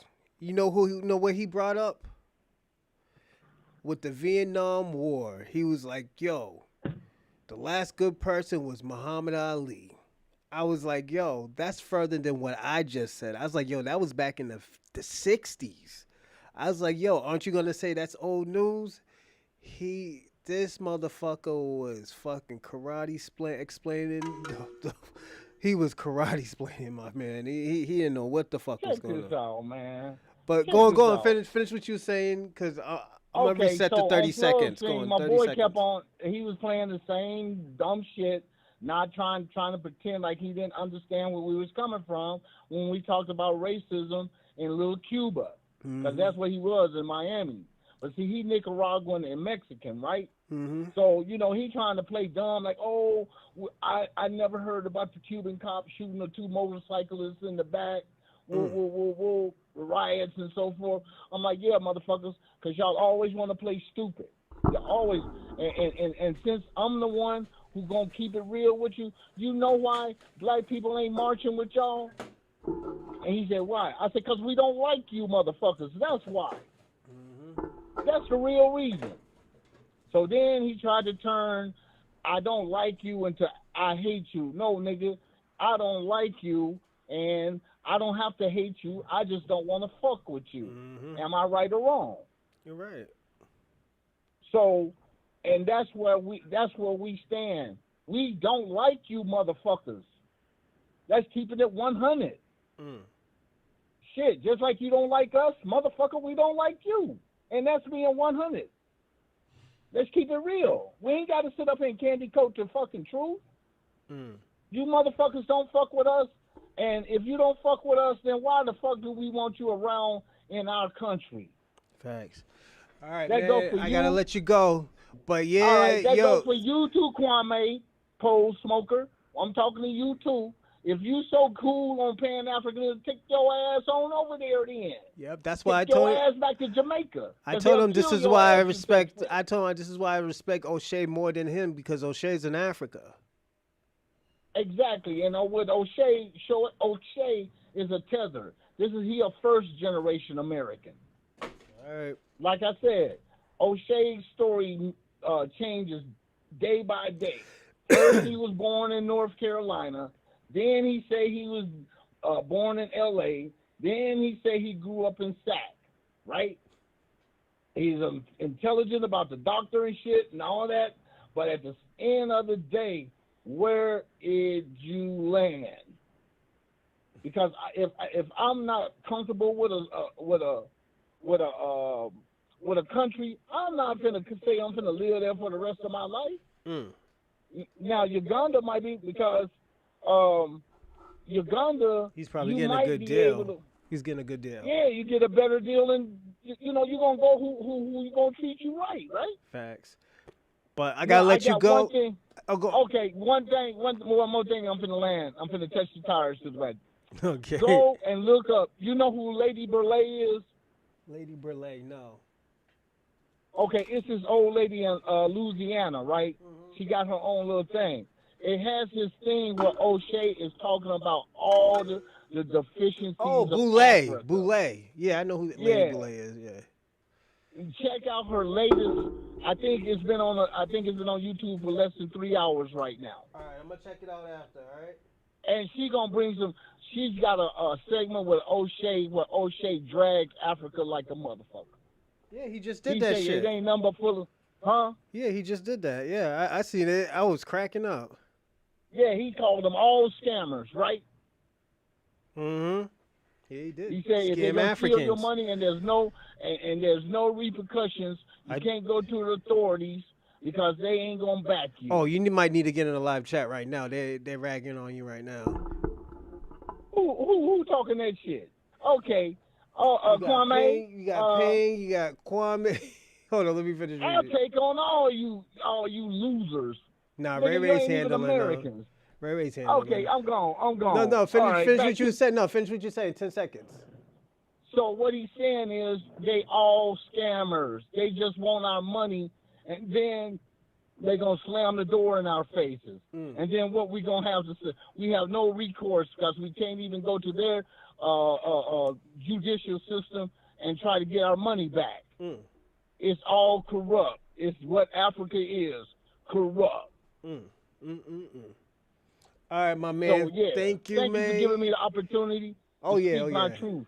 No, I'm gonna have you on longer tomorrow because I'm gonna try to have somebody work my hours tomorrow because I don't want to go to work tomorrow. But hey man, I feel you. But anyway, man, go on and get back to your lecture. I'm gonna be in the chat room battling with these motherfuckers. Right. I'm finna start. Let me get my battle axe because I'm finna get to swinging. All right, late. Thanks, bro. All right, late. Easy. Somebody else going? Uh-oh, is that Kwame? call from Dorsey. To accept, press 1. To send a voicemail, press 2. Who this? Yo. Yo, what's going on, bro? I knew it was Kwame. Hey, you want to sit here and watch this video with me? What video? Because you remember you told me you don't run, right? You don't run from nothing, right? You run from no shit. No, you don't run, right? You don't run at all, right? Nah. All right, we're going to watch this video together, all right? Well, appreciate that, brother. Let me get video? Rastafarian going. Reverend, talk to me, brother. Revenue. Hey, peace, King. Peace, King. Peace of the panel. Remember when I tell you stop using certain things, Kwame? What are you talking about? I told you stop using the same talking points. I tell you all the time. I tell you all the time. Who you watch me defeat? Oh my God. Yo, do I answer the question, Kwame? Don't I tell you stop using the same talking points, right? Are you talking about the dude with the yellow teeth? Kwame, answer the question. You talking about the dude with the butter? You talking about the dude with the butter teeth? We're not talking about that. We're talking about the question I just asked you. Nah, answer my question. Are you talking about the dude I'm with the the one who yellow asked you teeth? the question first. I'm the one who actually all the videos that we see of you. Don't I always tell you, Kwame? Which one? The ones with me beating up Tariq? Kwame, all of them. Don't I always Don't I tell you stop using all those talking points? I was like, yo, those talking points are really not strong talking points. What's talking point? So we're gonna watch this video. Don't start, niggas, to talk in your native language. What go on? That's Why how you really want to talk. You act like the dude was gonna stay on the phone. I'm pretty African Americanized, but I wanted to ask, like, I hear y'all brothers up here lying on Afro Caribbeans. I hope you're not talking about the like dude they with haven't the done anything without a shape up. Let me finish. Kwame gonna let me finish. We'll just talk for a little bit, Kwame. I'll give you 10 minutes. Yo, tell him I wanna donate some Colgate and a pair of clippers. Yo, Kwame, what happened? What happened with homie? I can't debate dudes that don't believe the slave trade exists. Like I lose brain cells. What I do you have to mean get the out of there. slave trade didn't exist? The dude with the butter teeth, man. The dude with the high yellow teeth. He said slavery didn't exist, or the slave trade? Yeah, I can't. Like the slave trade exists, but not a lot of them came to America. What you talking about? Not a lot of them came to America. Less than 400 of them came to America. 400,000 came to America. Yeah, 400,000 came directly to America. Then you have less, to triangle. No, less than 400,000. Okay, I hear you. But go on. It's also a triangle slave trade. You know that, right? Yes. Okay. So but at the end of the day, but the thing about it, we're not saying that the slave trade didn't exist. You know, I really think I think a lot of y'all. We're just saying that there was. School. I don't think y'all do proper research with proper methodology. No. Cause one could just look at the census record and see the numbers double, triple, and how it goes up. You do know they had slave farms. Kwame, breeding farms. That still wouldn't get no 40 plus million now. It wouldn't add up. Especially, hold on. Especially when they were killing them. They were killing these people. And they were using their babies as alligator bait. So we cannot say that, Connie. You want to do something so simple? Just put in Google. You on your lap. You just put in the census population of Black Americans from 1865, right? No, they're gonna give us the wrong information like last time. Hold on, Kwame. I'm gonna tell you what you did last time too. And you almost got me too when you said 13 million came to America.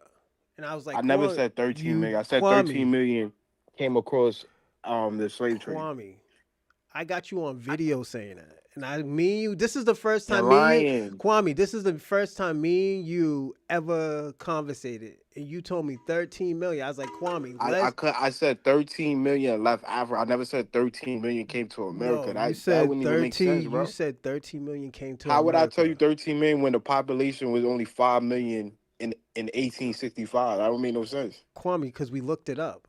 And I told you less than 400,000. I know exactly how much came directly. It's on the slave voyages. Over Kwame, we got you on video saying it, Kwame. You know we got you on video. You can literally, you know what you could do?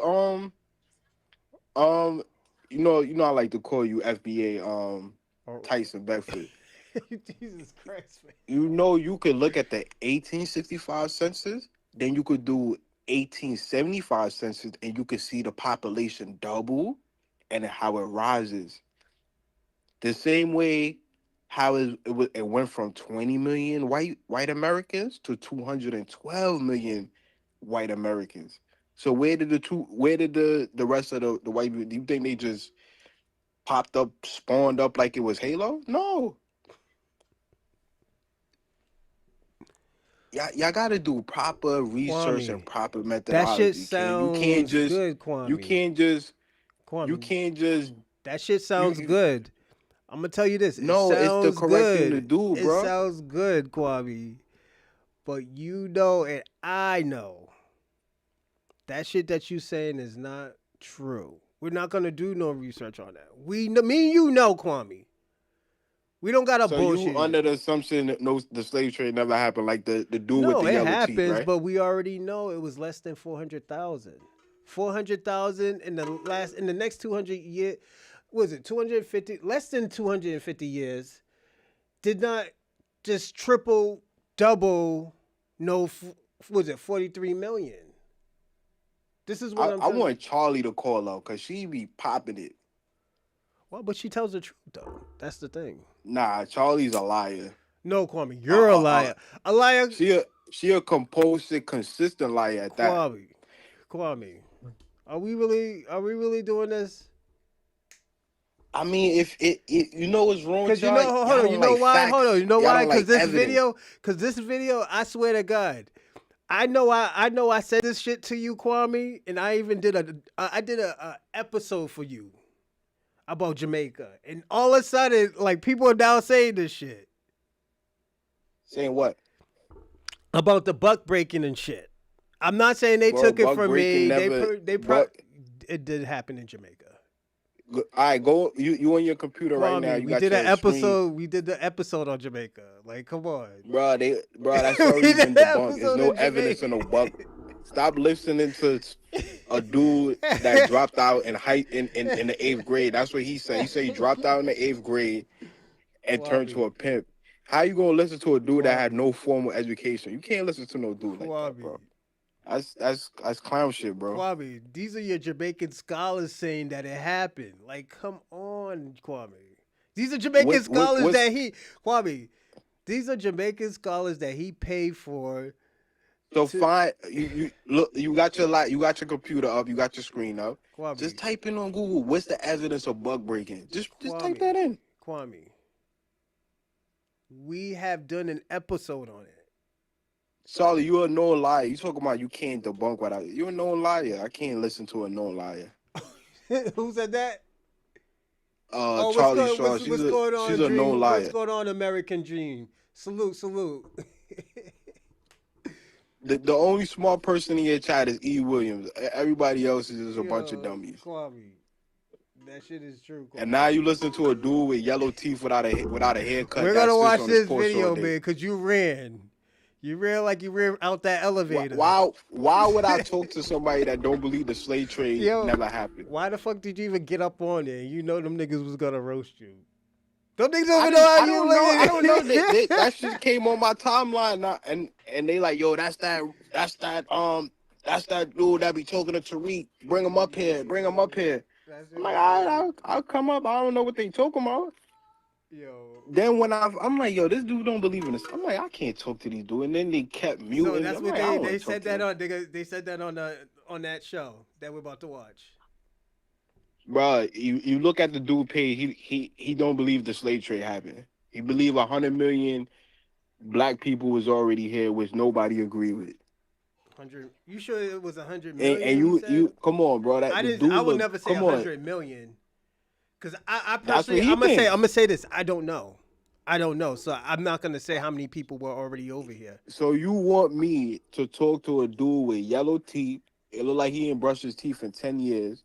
And like he hasn't have a haircut in about 2 years. and wear a black shirt every day and sit on his porch, I can't listen. I can't talk to no Kwame, dude like that, bro. well, why did you jump on? Cause I thought we was having an intellectual conversation. They called me up. Nigga, you don't even have intellectual conversations with Tariq. Y'all, you just start going on talk about nigga. You got spit on. You got sick by dogs. That's what you. That's nah. Yo. I only say that because he be like, yo, we are fighters. You guys. It's true. I mean, the whole world watched your ancestors run from dogs, bro. That's not fighting, bro. But Kwame, you can't even say anything when your ancestors ran out. You can't really compare. You can't compare a people that never had no independence. They never had no sovereign land. You know what I mean? You can't compare that to. Come on, that's not even comparable. But you can't compare a person who's not running from their land, not running. Like fighting. Bro, like y'all niggas didn't fight. Like y'all gotta look. How many you gotta look at it like this, bro. Kwame. Your ancestors ran to Trinidad, ran to Haiti, Kwame, ran to Liberia, ran to Canada. Kwame, they looked that shit up. You forgot about the Underground Railroad when. So here you go. So hold on. So you're telling me, Kwame, the Underground Railroad led to Jamaica and Trinidad? Nah, it was like Canada. You know I'm gonna clip that, right?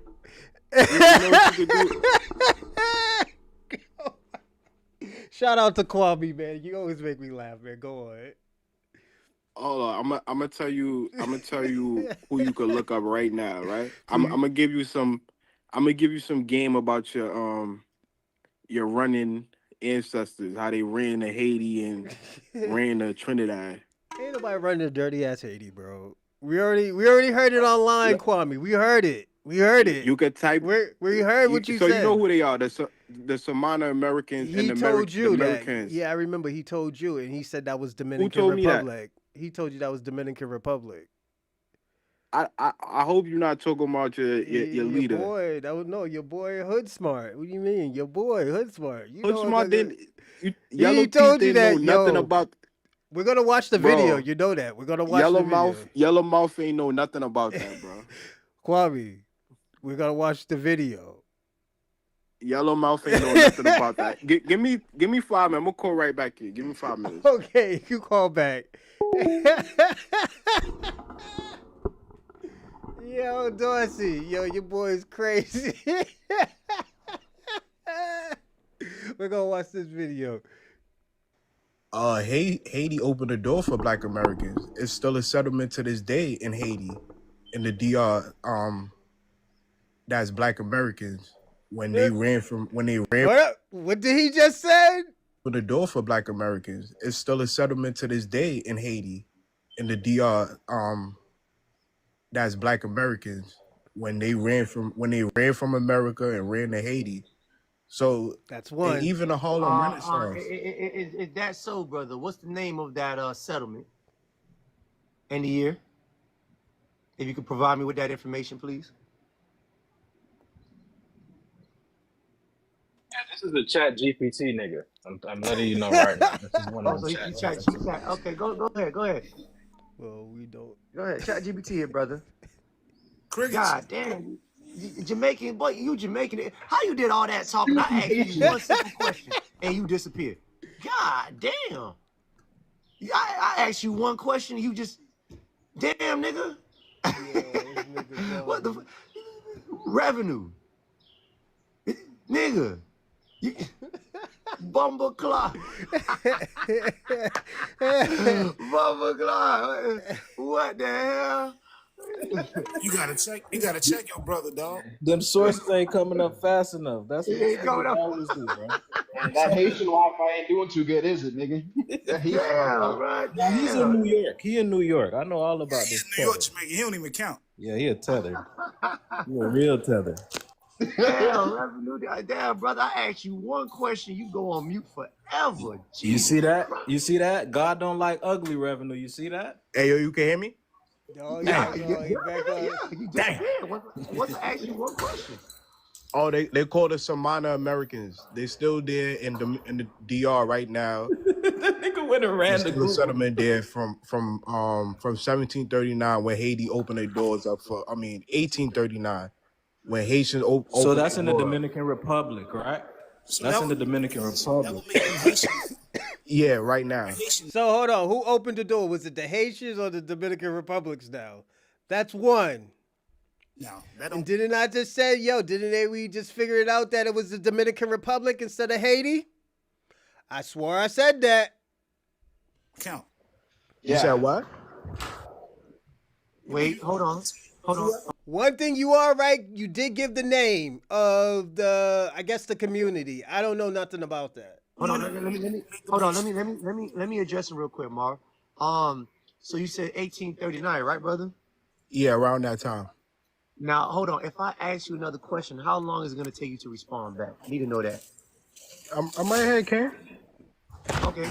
How many Black Americans went over there? I'm not exactly.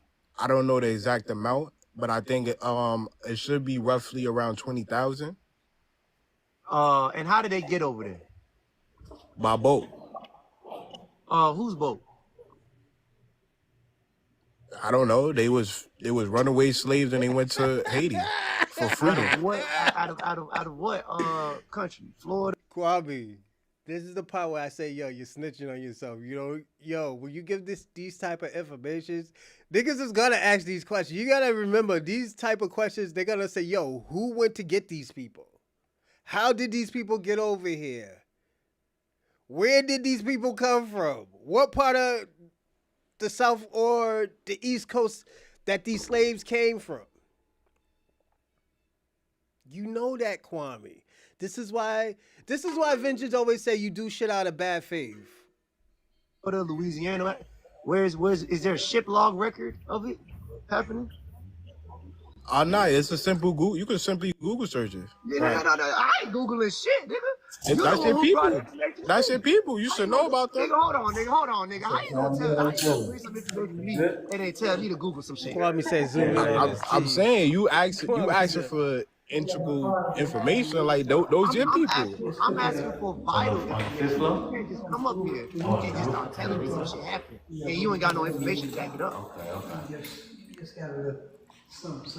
Yeah, brother. So here's the thing. Yo, Ping One just called me the Black Steve, the Black Steve crowd. Shout out to Ping One. Ping One, you're crazy, man. Shout out, salute to you, man. Okay, so let's pretend I'm Haiti in 1839. All right, I'm Haiti in 1839, and I go to the edge of the water from Haiti. I looked at America and said, "Hey, niggas, y'all niggas over there down in Florida, Louisiana, and nigga who's on the coastline. Hey, just to let you niggas know, if y'all want to come over for a slumber party, Haiti is open." Yeah, y'all wasn't free. Y'all was still slaves. Yeah. I don't know how you niggas gonna get here. Make sure you don't get caught, because them crackers will kill you. But let me know how I go. We not gonna come get you, though. And we damn sure not gonna fight for you niggas. We just letting you know you on your own, nigga. But it's free. You can come over. Hey, AI. Also ask him if Haiti invited them over there, why did they end up in the Dominican Republic? Oh no! Does Haiti and the Dominican Republic have the same governance? Do they have the same governance? They live. If you know anything about, we gotta keep breaking them down. So my point in saying that is, nigga, can you prove to me how did Black Americans get the message, nigga? How did you Gmail me? Did you snapshot it to me, nigga? Did you text SMS text message? Yeah. iOS, nigga. They fucking with you mailed it, nigga. Did you give it to my slave? They fucking with Did you send a Kwame. pigeon with the letter around the pigeon's leg and got to my slave master? My slave master gave it to me. That's some Harry Potter shit. There's a lot of details you're missing in this story. They must have sent some bushmeat overseas and some memo across the seas. Nah, they sent some barbecue raccoon. Hold on, nigga. Did you UPS the message, nigga? Was there an Amazon packaging system that I ain't know about back in the 1800s, nigga? This is the talking point I told y'all about. Watch, listen to Kwame. They sent some barbecue raccoon. Hold on, nigga. Did what I tell you? That's UPS two. the message, nigga? Was there an Amazon packaging system that I ain't know about back in the 1800s, nigga? Was this a big old ship that was called UPS delivery? So you saying it never happened? I'm just saying it never happened. Go ahead, break it down. Hey, I know you know. Break it down to him. Yeah, so I'm not gonna say things like it never happened because it's the same thing like with the Atlantic slave trade. I believe it did happen, and is Hold there a up. possibility? Kwame, did you lie? Did Kwame lie? Kwame said he believed that the slave trade did not happen. Hold up, let's listen to him. It never happened. Go ahead and break it down. Hey, I know you know. Break it down to him. Yeah, so I'm not gonna say things like it never happened because it's the same thing like with the Atlantic slave trade. I believe it did happen, and is there a possibility? Kwame, you're a fucking liar. Kwame, you're a fucking liar. I can't, Kwame. I can't, Kwame. This is why I said, yo, I can't make this shit up, Kwame. You're a liar, man. I told you you're a liar. Nigga, you lied through your teeth, bro. That's bad. Ability that the Haitians did open up their borders to other groups of people. Yeah, but do I count that as you doing something to me, or is that an option you're giving me under circumstances that I still have to fight my own way to get to you? See, we opened the borders for everybody to come in. You guys are profiting off of that today. That small number of Haitians, of Black Americans that maybe went over, I read a story about them bringing their ass back to the Americas. Oh, They see how Haitians get down. Oh, no. Kwame, did you lie? Is that 3, Kwame? That was 2 that you lied. 3. Is this 3? I read a story about them bringing their ass back to the Americas after they see how Haitians get down. Yeah, I heard a story about a lot of them coming back. They made a U-turn after they realized how Haitians got down on that island. And then how many? Maybe a couple thousands? When there was about 40 million of us over there in America, you gonna count that as doing something? How many Haitians came over to America? Jamaicans, Caribbeans, Bahamians, Trinidadians, Africans. But this not your country though. But hold on. So what I'm trying to say is you can't put us on the same scale, brother. We obviously done way Shout more. out to greatness. All Salute. those Black Americans right now thriving. Do they got thriving businesses over there? Do they have anything to pass down in Haiti? Haiti fucked up right now. They probably swam back over here, if anything. So we still helped us out if that was us. So anyways, T, bro. T, bro, go ahead, break this nigga down. T, you had something to say, T? You had a question to ask him? Yeah, this guy's an idiot. This guy's an idiot. He actually thinks he's pretty intelligent. What he does is he cherry picks stats from our history. So he stated that around 20,000 people repatriated to Haiti after they won their revolution and invited Black people over. It was more like 6,000, right? It was more like 6,000. And he also stated that. Ping 1, those are all immigrants. Kalita Rice is Caribbean. Colin Powell's is Jamaican. That other one, Obali, that person is Nigerian. Linda Thomas Greenfield, I don't know who that is. And Susan Rice, I think, is Caribbean. They ended up living in the Dominican Republic. Well, if anyone knows, the Dominican Republic and the Haitian government do not have the same governance, right? So which one is it, my brother? Which one is it? The Dominican Republic. If you read a book, you would know that DR didn't exist at that time. You would know that Haiti controlled the entire island. Because you have a lisp as a grown man, and I don't respect no grown man with a lisp. Oh shit! But so what he does is he creates a lot of red herrings, right? He tried to make it seem like, a bunch of Black Americans went over. It was around 6,000. A lot of them suffered. That's 3, Kwame. Nigga, you stay lying. This is why I say, Kwame, you're a liar, bro. You're a liar. Let's see. Change hope. Change hope for who? For Canada? The fuck? From being introduced to a different climate, et cetera, right? There's a lot going on over there. It's around 6,000. So, leave it up. You use common sense you use common sense to kind of to kind of like figure out how many of them actually are still there to this day. And if they ended up in the DR, right? Why are they not in Haiti? Right? So he's just creating another red herring. What I will say about Haiti is they did consider themselves as a black nation after they were freed.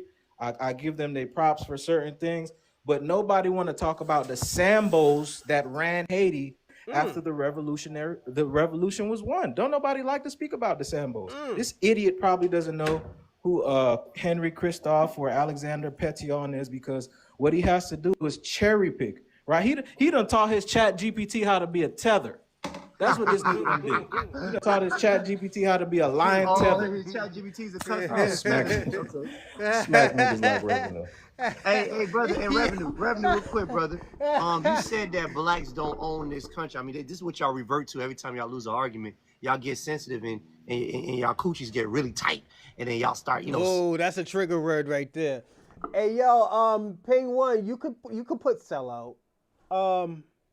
Black America, you gotta understand. This is what you gotta do, Ping One. When you talk about Black Americans, like people like me, foundational Black Americans, Black natives, you gotta say who you're talking about. Are you talking about the Caribbean blacks? Are you talking about African blacks? You gotta tell us who you're talking about. What you're saying vague to black people, that's it's like I said, it's vague. You can't really tell who you're talking about, you know? So I don't know if I'm supposed to be offended or who you or be confused. I don't know, Ping. You gotta say Caribbean blacks. You can even say African blacks, or you can even say immigrant blacks or black immigrants. You gotta tell me which ones who you talking about.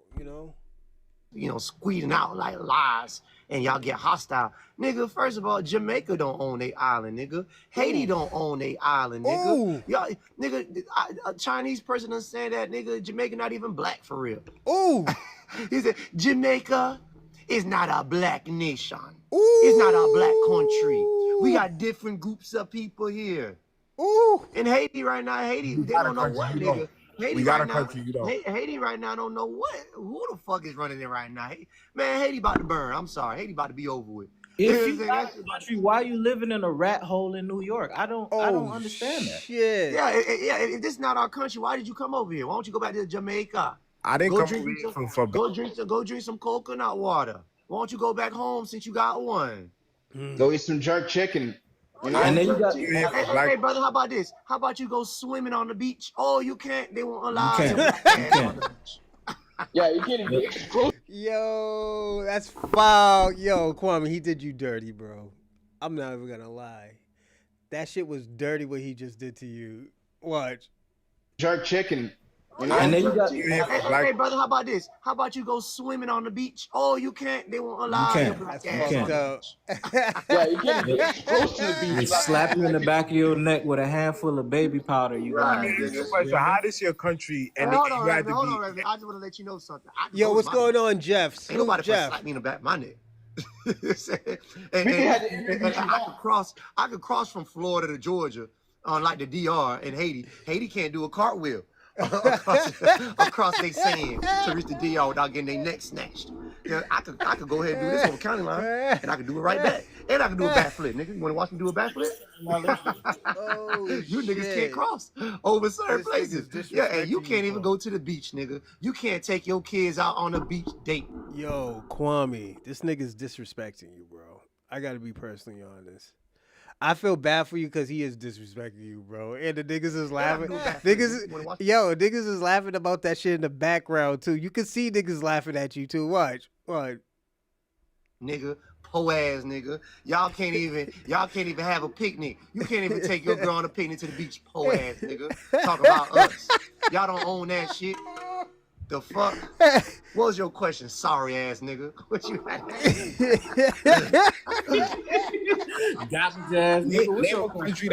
Name the country that Black Americans all run. Yo, this ain't even black shit what he's doing to you, Kwame. This is some country shit that they're doing to you.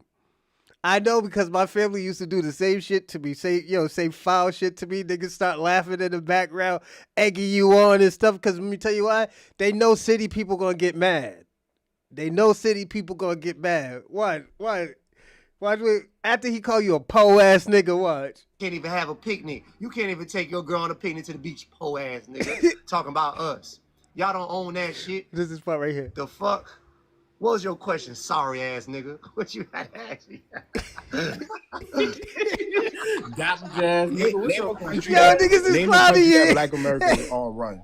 Name a country. Name the country that Black Americans run and founded. Name a country that Jamaicans run. You do that first. Jamaica. I just know y'all for running from dogs and running from water hoses. How they run Jamaica if the East Indians and the Chinese? At least we fought. At least the Caribbean, we fought for hours. Wait, hold on. Y'all ran from dogs and water hoses. Hold on, let me tell you something, right? Oh shit, this is when it goes left. And it's always the man. It's about to go left, everybody. Watch. That shit's about to go left. Hey, y'all, listen, y'all, that coochie getting tight. And it's always the man. It's always the man. You know what I'm saying? The man be... Yeah, Penguin, those are our coons. We call those our coons. And we warned y'all niggas about him. So, yeah. They're coons. Oh, my gosh. Yeah, that's Kwame, so Jeff. Say your coochie getting tight. When y'all start lying, because your coochie getting tight. Because you're lying. Talking about something. We ran away. Bitch, we right here. How the fuck we ran away? We right here, nigga. We don't even consider the whole Jamaicans the whole Jamaican. world watch I ran from Germany. Ran from some Germans. Who the fuck? That coochie dog, it's clenching up. German shepherds. You talking about Jamaicans? Y'all was ran by the Scottish, the Brit. You're talking about Jamaicans, bro. We don't even consider New York Jamaicans Jamaican, nigga. Why would you take your Caribbean ass to it? That's why I told you, Kwame, you're not even a Jamaican. You're a New Yorker, my nigga. He said the same thing I've been saying, my nigga.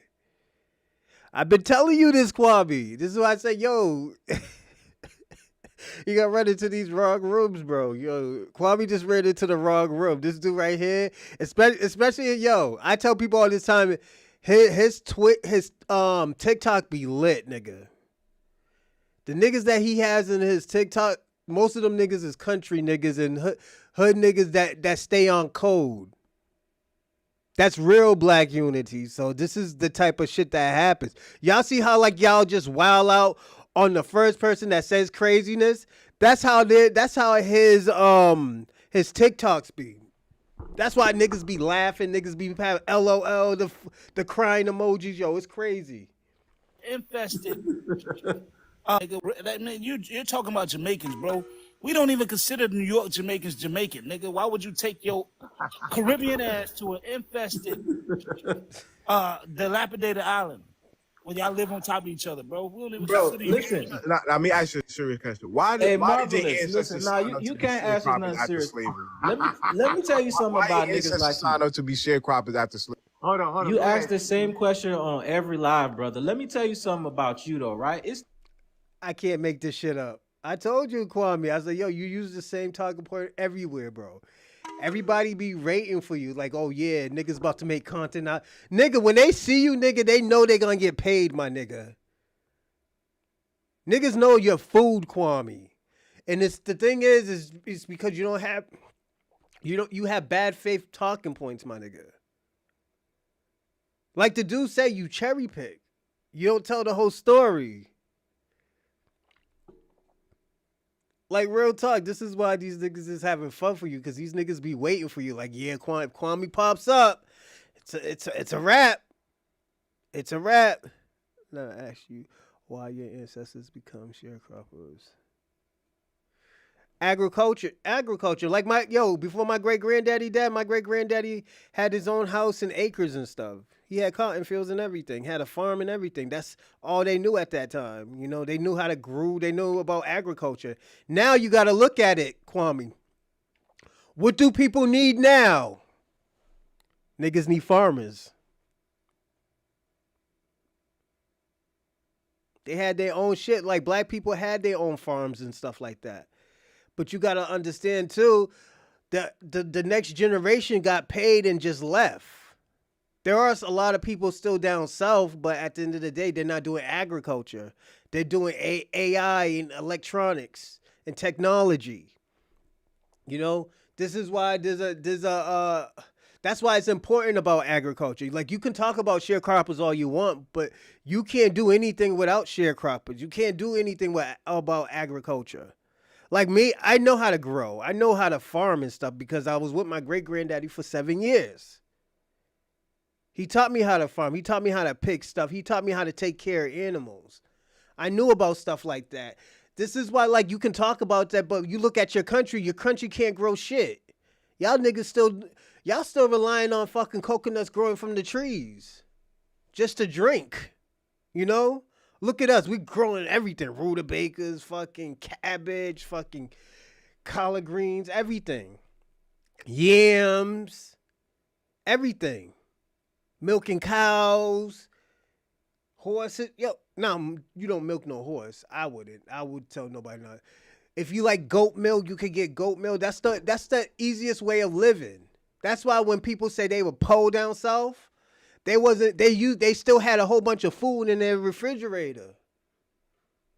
But when you say you're poor in the south, you only got bologna and cheese in your refrigerator. That's the difference between poor in down south in the country area and poor in the East Coast or the West Coast or the North Coast. They grew everything. It was an awesome skill. It was a great skill. They fixed their own houses. They built their own houses, Kwame. When you talk about sharecropping, you're not talking about these people that built their own houses. You're not talking about these people who expanded their house to make it even bigger. Who has these big ass houses, these houses that look like mayor's houses? You'd be like, yo, who made this house? And you'd be like, oh, yo, my great granddaddy made it. You'd be like, yo, what the fuck? Like, there's people like that. Like, real talk. That's why, like, you can shit on sharecroppers all you want, but it's just, that was the most successful business at the time. Niggas like Thomas Thistlewood that was bending your great grandfather over and opening that. Everybody who said this 2 months ago. Niggas like sign up to be sharecroppers after sleep. Hold on. You asked the same question on every live, brother. Let me tell you something about you, though, right? It's niggas like Thomas Thistlewood that was bending your great grandfather over and opening that. That's full. Opening your great grandfather and checking him for surprises. You hear me? So niggas like you, like, yeah, bro, like, come on, stop it, bro. Thomas Thistlewood, Derby's Dose. You niggas couldn't even speak the white man in your. Yo, did I tell you this dude was getting buck broke in Jamaica? This nigga thought I was lying. This nigga's naming names. That's what I didn't do. I didn't want to name names, Kwame. But this nigga's naming names. He got receipts, my nigga. What? Watch, Kwame. Nigga got receipts. Thistlewood, Derby's Dose. You niggas couldn't even speak the white man in your own island, bro. Them niggas will, you know what them niggas will do to y'all? Lord Cornberry and these freaky ass niggas. That's why y'all be jumping off all them ladders and tables now. That's why y'all be hunching all this. Y'all be, you niggas is clowning you, broad daylight be hunching. Broad daylight. That's what's wrong with you niggas now, bro. Shit. Right? And then you went to go live in New York. You went to go again. You don't think you went to go live in New York, right? They sounded to. You went to go live in New York where the Harlem Renaissance popped off, right? That's why I know what you musty niggas be doing. Y'all like to go wherever it's popping to make it seem like, yo, we was a party, son. We was a party. Y'all niggas ran to New York after Thomas Thistlewood then was dealing with y'all over in Jamaica. And now y'all ain't got no beaches and no land. With Sean Berg and J.A. Rogers. Oh, God damn. And here's another thing. Y'all keep talking about all white people. Understand something. Y'all swam across the waters. I'm talking about Michael Phelps style, backstroke, breaststroke, front stroke, to get over here this is horrible. And to beg our oppressors for a green card. So you denounce your citizenship. You're not begging for reparations. You denounce your citizenship, you pulled down your pants, and you turned over and you said, I just need the card. Nigga, you in no position to ask us, is this our country or not? When you denounce your country, nigga, and you bust them cheeks wide open, nigga. You not no man, nigga. Whole ass nigga. You done busted open. You done busted open. You done How many busted rounds open. did you have to go? How many rounds did you have to go to get your green card? Yeah, nigga, how many rounds? How many rounds? Niggas is doing you dirty. Niggas is doing you the Did he country take one second too. slow or fast, nigga? What? Yo, Did you niggas swallow is this shit or grimy. not, nigga? Damn, for damn Niggas is green card, grimy, whole bro. ass nigga. Did you swallow this? Niggas That's is why your tongue grimy, don't work bro. now, nigga. That's fucked That's why your tongue don't work. up, You got fat tongue nigga. now. That's fucked up, Yeah, nigga. Yeah, nigga, yeah. Niggas is Appetite, clown. Yo, niggas Hold is on, clowning. Revenue. Your teeth My yellow. You bad, shouldn't brother. even be smiling, bro. My bad, brother. I think, Reverend, I think you're used to other FBA panels, you know what I'm saying? Nigga, we gonna climb your ass all the way back to Jamaica, nigga, over here. You know what I'm saying? Nigga, we get real scholarship here, but nigga, we'll tear your ass up, and not in the way that you're used to. Nigga, I'm talking about the other way, nigga. Freaky ass, nigga. Nigga. Find your copies, that's the fucking body, right? Hey, listen, God. a Jamaican can't do nothing for me but pond the river and pond the bank his stupid ass about my face. You hear me? My cotton. You can just my cotton. Anyways, brother, I hope you heal up in your heart and in other places. I hope it ties back up, and I hope you go back and I hope you strive to fix your country. He left the nigga left. No. Why they always run away? Why do you niggas always run away? Kwame, why you run, bro? Them niggas was just joking with you, nigga. That's fucked up, Kwame. Them niggas was just playing with you, bro. Yeah.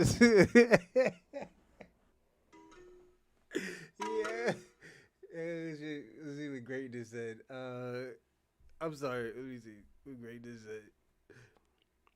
Ping. That ain't nothing new for Chinese. They bounce at the chopper. Yo, I told you, Ping one. Yo, they get lit in the live chat.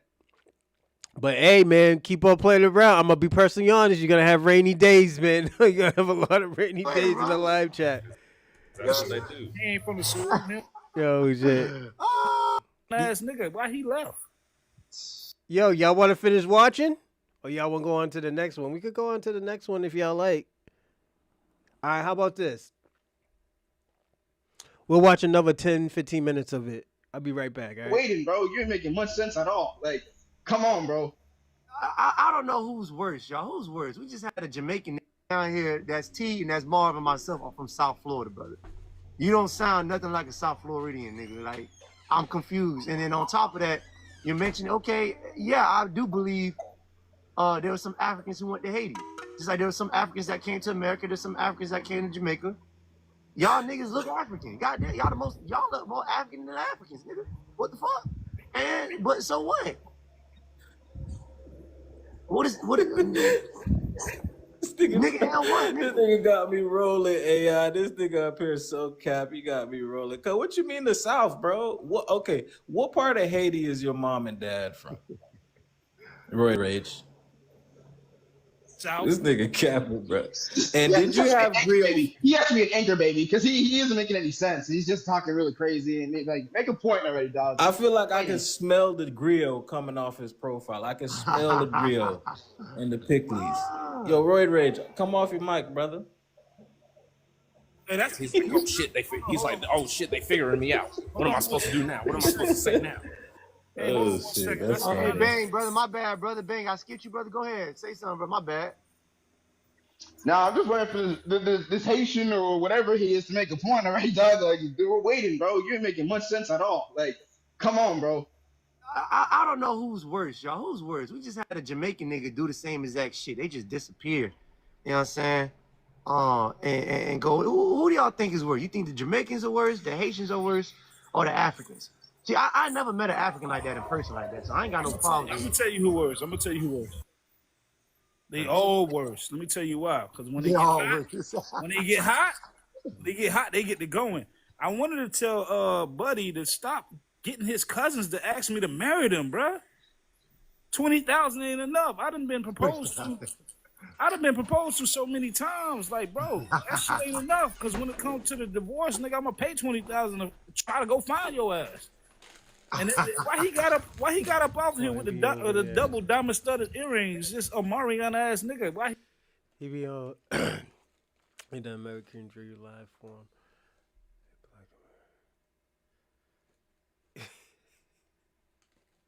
That sounds like Kwame Charlie Shaw. Salute to you. Yeah, it sounds like him.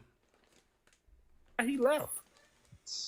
That nigga denounced his throne. The nigga Haitian said, "Fuck no, I ain't Haitian." And that's the problem. That is the problem, AI. Remember I told you the rich girl. We talked about it. See, this is what they do. They'll say a bunch of bullshit when they realize, oh, this ain't no dummy that I'm talking to. Then they started like, I mean, it's no different than what the white man do. That's what they learn from you. You know what I mean? You learn from your oppressor. That's what you do. You infiltrate and try to be invited to the juke joint. And once we put peep game, nigga, oh, hold up. What the fuck? Nah, we good. And that's the whole thing, bro. Like, why are y'all so invested that we are invested in ourselves and we celebrate everybody else? Y'all know we are the foundational backbone of this country. And then this motherfucker said that, oh, this the white man country. Nigga, fuck, mayonnaise? What the fuck? Mayonnaise? That's all. Hey, hold on. Mayonnaise struggling to hold on to the country as we speak. That's the best they can do. Mayonnaise and okay, you had the Italian brothers with the pizza. I give y'all kudos to that. But I'm just saying, y'all ain't really do shit. All they represent, listen, all crime come from immigrants and white people.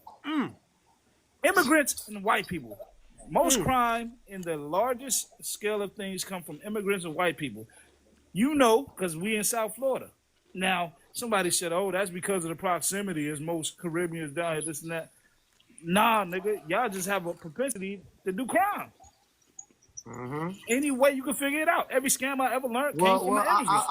I'll say this. Since they came from a third world country, they're used to like doing certain things and mostly to each other because there's only blacks on their islands in their country for the most part. Right. So, yeah. I understand. So let's get TX, XDX, X1. Hold on, real quick. Why is it why do you Africans and Caribbeans, why do y'all disguise y'all profiles? Like, it's either a blank profile with no profile picture, no bio, and then your page is empty, and then you only got like 0 followers. Like, why y'all don't talk? Why y'all so deceptive all the time? Hey, y'all just scam. We just had a Jamaican nigga. Wait. Hold on. I just had a Jamaican nigga who had a whole female as a profile. I'm over here thinking I'm talking to a girl. He talks like, nigga, what the fuck? You hear me addressing you as a female. You thought that shit was funny. Y'all just can't help but just, deceive. Anyways, TSXDXX1, what is your name and where you from, brother? Yeah, hey, bro, my name Dan. I'm from Nigeria, right? So I got a question for Marvelous, right? Who? You said dude down there, I think it said Marvelous or something like that. Marvelous, yeah. Yeah, I got a question for you. Hey, man, so you said all the crimes are committed by like Africans that come into the country. That's what you said? You said Africans. I said immigrants. The large scale of crimes come from immigrants. That's what I said. That's a fact. You said that's a fact. Where? Can you prove that to me? Let me check it out. Go ahead, sir. No, I'm saying, can you prove that to me? Like, where a fact at? Go ahead with what you was asking. Hello? Yeah, I'm just saying, because, I mean, you said something, you can't prove it, you can't back it with no, like, information or nothing like that, with no facts. I mean, it sounds like y'all just spewing stuff, like, you just all right, Marv, let's be fair. Sound like it, or you seen it on TV? Hold on. All right, Marv, let's be fair. You said it. Bring it up. So I'll give you some time to bring up the source that you got. You could, read me something or a fact that says that. We got to keep the panel fair. You said it. So you got to bring it up. So here's the problem. When immigrants commit crime, they're going to label them us. That's true, too. So that's the problem. I could pull up a million things. I'm in South Florida, sir. I don't know where you are. I could pull up a million things. Every crime, every scheme, a scam I ever learned came from an immigrant. It's not made up. What are you talking about? So with that fact alone, he doesn't have to pull up anything because that is very true. You guys come over here and they label you as black. They don't really give a damn if you African, Haitian, or whatever the fuck you want to call yourself. So there's no way to prove that it's you or us that's committing the crime. But what we do know is Nigeria is the #1 scam country. That's a fact. Do we need to pull that up? You don't want us to pull that up. TX, XXDX, XX1. Do we need to pull that up? Is Nigeria not the most scammingest country in the world? Okay, then. Y'all just why y'all disappear? Yeah, like just like AI said, they got whole scam centers just for scamming over there. So y'all are known for just doing the most and doing wrong, and then coming over here and then blaming the us. nigga ran away. There you go. You know what I'm saying? Like you. Hold on, Anyways. man. Let me say something real quick. That's why when they say pull up stuff, like, come on, bro. I'll be pulling up all type of shit. I don't even waste my time. You could do it on your own time. And then these people in the comments talking about, oh, pull up what? Pull up your bootstraps like y'all tell us. Well, like I just said, his point is invalid because you're right. You can't pull up that stat to see who commits the most crime if you look like me, nigga. Yeah, they gonna Hold call on, you. let me say this real quick too, Marvelous, to go to your point. Oh, yeah. Right? It's a discussion tactic called. I'm thinking about doing a episode for that. I need y'all to give me more information on that. Definitely, I think I want to do an episode on that. Gish galloping, right? Look it up. It's a discussion tactic. What they mean to do is ask you a bunch of questions so that you can never get to your main point, right? It's called gish galloping. It's a discussion tactic. And Marvelous, what you said was absolutely correct because anybody with a brain, right, with two hemispheres, right? All anybody with a brain got to do is type in on Google the crime rates in Florida before 1990, right? And then the crime rates in Florida after 1991 when the Zopound Mafia was introduced to our communities. We're not the idiots here, bro. We're not the idiots. We don't gotta keep showing y'all paperwork either because what y'all like to do is play. So a lot, most of us want to fade. Like me and AI gonna take the 2-on-2 with any one of y'all because y'all like to play. Great point. Hold on, T. Great point. Hold on, T. So listen. Let's be civilized. You know what I'm saying? What he meant to say was, if you so happen to catch me and T out in public, we wouldn't be opposed. You know what I'm saying? To getting down. That's all we say. I'm not saying I'm advocating for violence, TikTok. I'm just saying that if it was to come to it, you catch me out in public, I'm not opposed with T to get down. That's all I'm saying. That's only if you want to. I'm not gonna come and you know what I'm saying, bother nobody. I'm a peaceful man. But if you insist though, y'all gonna leave me out? Y'all gonna leave me out? And Marv too. Yeah, I really do this. That's all I'm saying. Hold on. Okay, we gotta clear it up for the panel. But if you guys want to have a conversation in person, I'm always opposed to that too. We can have a conversation. So it really all depends on y'all. I don't promote violence. But like T said, is what T said. Anyways, let's get big Jex, Jex going. Talk to me, brother. First of all, how do you say your name? It's Biggie. And look, bro, I don't know where most of you got your statistics, but y'all just can't be saying things without pulling up data. Because if you said that most of the crime is caused by immigrants, there should be a data that specifies that, right? Since there's data that specifies other things. I'm Jamaican, by the way. I'm not here. Hold on, real quick on that stat.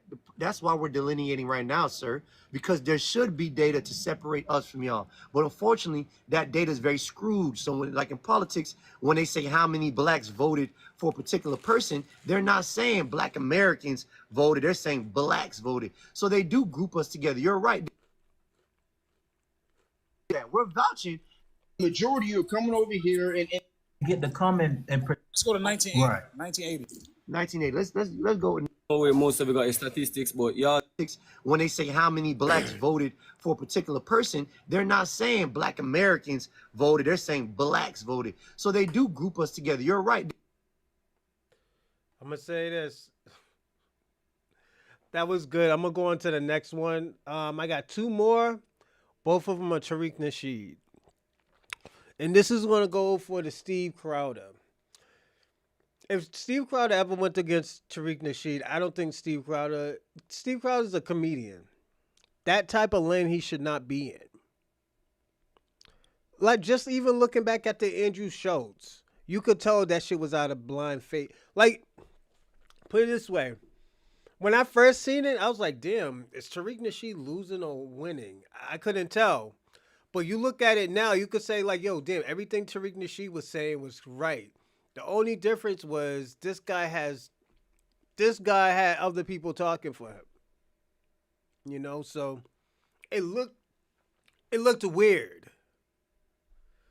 But everything that Tariq was everything that King Flex was saying, everything that King Flex said, he's saying right now, and we're seeing it as clear as day. Andrew Schultz has changed his narrative. He changed the way how he talked. He used to be pro-women, and now he's a conservative. So, like, now, don't blame us for your American culture. No, some of that culture, the delinquents, that comes from your culture, Kwame. That I will say that. They don't want you in there. This ain't me talking. This is the rules. A private school, this is what they do. The charter schools, the de facto schools. So, all right. So you have a really bright black kid who can kick the white's ass on all the standardized testing. Yes. And would really make the school shine, other than the fact that, according to you, the kid is black. So that would be a would be a detriment to the school. And why would that happen? Just like with jobs. I mean, you hear that the employers don't want to hire blacks. Well, if the employee is smarter than the white applicant that is also competing for the job and is willing to work for the same salary with no special accommodations or anything, so it's apples to apples, why wouldn't an employer want to have the better qualified employee? Who cares that he's black? I don't really think that makes... But why would... That goes against capitalism, and I'm sure you have special thoughts about white capitalists, but at the end of the day, their primary concern is furthering their own economic interest. And whites think, for the most part, whites think of race first. You understand that? Whites know I don't know. that... I mean, I think I'm qualified to remark in this category. I'm a white, and, you know, even as someone who obviously needs help, I don't put race first. I really don't. And I don't know how to convince you that. Race comes before capitalism with whites. For the most, race comes before capitalism because the thing is, whites will turn down money if they will feel more superior. Whites will turn down money if they can feel like they are more superior. Whites would rather be broke than work for a black person, even if the black person was going to give them a good job. I mean, I think you harbor a lot of racism towards whites. I think it's really manifest. I think what you just said is an example of that, because you have these stereotypes. Like, everybody has stereotypes, and you have these stereotypes of how white people think. I think I'm qualified to respond. How white people think. Would you work for a black man? Would you work for a black man? Of course. I mean, I'm still a Navy reservist. Most of my chiefs right now are either black or Filipino, and I have no problem at all. I mean, yes, you do. You have a problem because you have a problem with black people. So you do have a problem. I only have a problem when I feel like... Johnny, I say this by example because we have a black president, and people come up with every excuse to hate the black president. And No, and I think people come up with every reason to obfuscate the facts and say that, he's unpopular right now because he's black. He's unpopular because whites don't want him to succeed. All the Republicans are just racist. And it's not the fact that his administration leaked government secrets. It's not the fact that he's, admitting 800,000 illegals into this country to compete with jobs, compete for jobs we don't even have the jobs to compete with. It's not the fact that the You mean like Bush and Reagan, how they exported the jobs overseas? Y'all idolize Bush, y'all idolize Reagan, and they did the same thing. No. I mean, this goes back to saying, like, just because two things are wrong doesn't mean either of them is not wrong. Two things are wrong. Well, how come y'all? If two things are wrong, how come you pick one person to criticize and you let the other person get a pass? You let Bush get a pass. Reagan started that whole outsourcing the job thing, but y'all love I can Reagan. criticize Bush too. They were both bad presidents. That doesn't mean it's okay. Y'all because love two wrongs Reagan. are right. Y'all idolize Reagan. Reagan started that outsourcing the jobs overseas Yeah, to India and Reagan all those places. Also, in outsourcing Reagan the jobs to taxes. prisons. Y'all never talk about these presidents who do that. The jobs are in the prisons. I can't discuss every topic at once. We can focus on one and move to the next. But I mean, Reagan increased taxes. You hear about all the Republicans idolizing Reagan as if he was this great tax cutter. Like, taxes increased year after year with Reagan. And with Bush, I mean, he started these wars. They almost bankrupted our country. Right. He used 9/11 to basically galvanize support to go into Iraq. Like, horrible ideas. Oh yeah, I'm gonna show y'all my new book that I just bought. Psychology of Money. So I got 3 books I gotta read. I gotta read this book. I'm reading this book now. I'm gonna read this one after. Then this is the last one I'm gonna read. I'm gonna read this within 3 months. You don't sell drugs. You do, Kwame. Y'all the worst of the worst. That our grandkids will be paying for. But let's go back. We're going all over the place. Then let's go back. And also, I resent the whole racist stuff. The whole thing that I'm racist. I don't like that. I don't like you racist. No, I'm not racist. Who am I racist towards? Racist Well, towards whites. When you said that whites would rather further their own race or something along those lines than work for a black man. You said it was basically self-disinterest. Whites would rather. I take it a step further. Whites would rather work for other whites. Whites, for the most part, would rather hire another white person before another black person. Whites would rather live around mostly whites, and whites would rather have their children go to all-white schools. Did anything that I say sound incorrect? Yes. Okay. So think about why, if I grant you that whites would rather work with other whites and whites would rather employ other whites, think about how bad it is right now with litigation. If you fire... Yes, you do, Kwame. You got quite a few. You got Lady Saw. You got, what's the girl who's on Love and Hip Hop? You got Lady Saw. You got, what's the new girl? Push it to the max, push it to the max. You got her, you got the Ring Finger, the girl who sings Ring Finger. Yo, you got a lot, Kwame. You got a lot of girls who are like Sexy Res. They were Sexy Res before. You know what? I'm going to tell you that girl's name. She was like, I tried one, man. I tried two, man. I tried another one. Yo, I'll tell you who that lady is. Yeah, I be jamming to that song too, man. Yo. Yo, fucking Jamaican music is the king of queens of delinquency. I gotta be personally honest about that one, Kwame. I'll tell you, give me 1 second. It's called Ring Finger. Oh, man, you don't think I listen to delinquent music? Shit.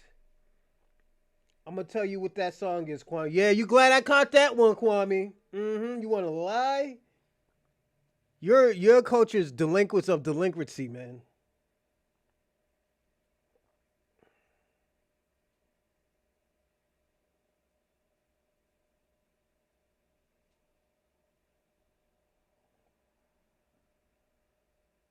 Lady Lava. Kwame, Lady Lava. Lady Lava. And well, who's the girl from Love and Hip Hop? And you got Cardi Red. You got Cardi Red too. Yes. They're Caribbean. Kwame, you can't sit here lying, Kwame. Yeah. You got a lot of delinquency in your community. We don't sell cocaine to our grand. Yes, you do, Kwame. You do. Go to Jamaica. A minority. And I don't like to use the term minority, but go ahead. Go ahead. All right. And the fact is, like, as a white in California, I'm about to become a minority myself. I'm not arguing. Spice. Thank you, American Dream. Spice. Blue, what's her name? Spice Blue or Blue Spice? Her, yeah, she's sexy.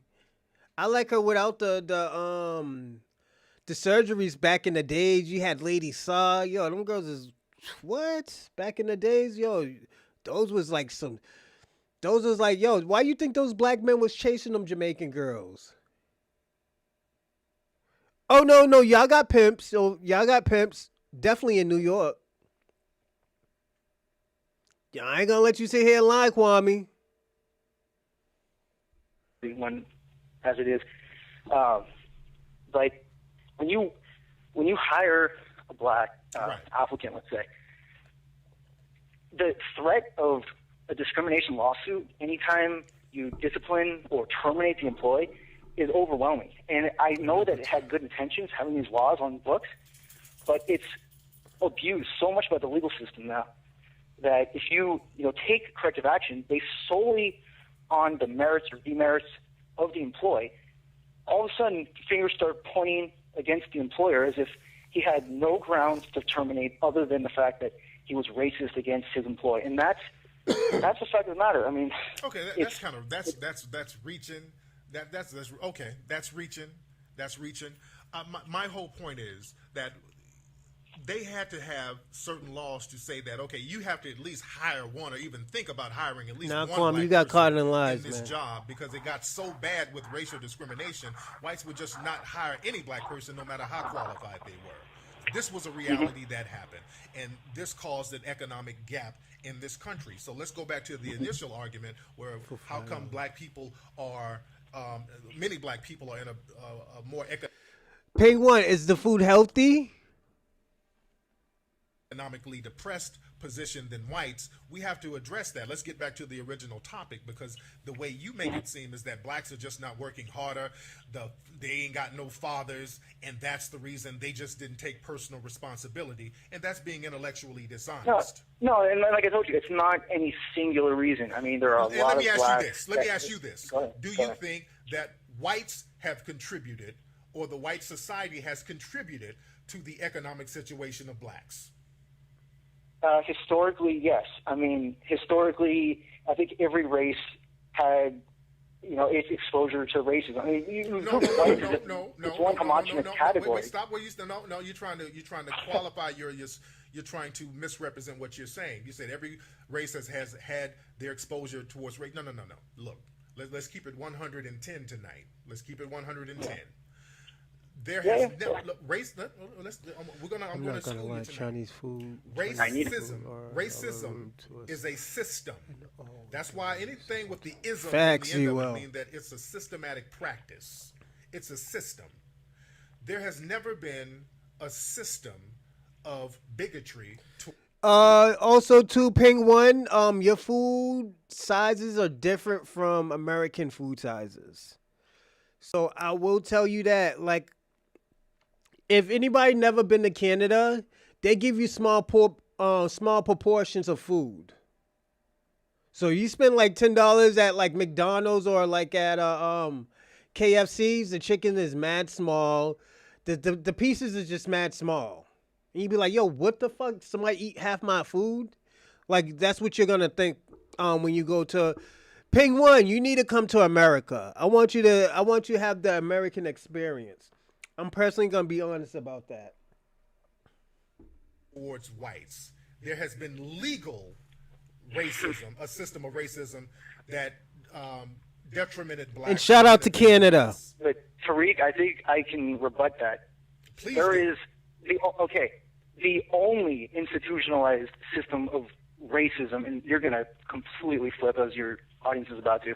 The only institutionalized system of racism nowadays is against white males. That's the only one that exists. Because as a white male, there are no scholarships designed for me. For every other let me stop you. That's bullshit.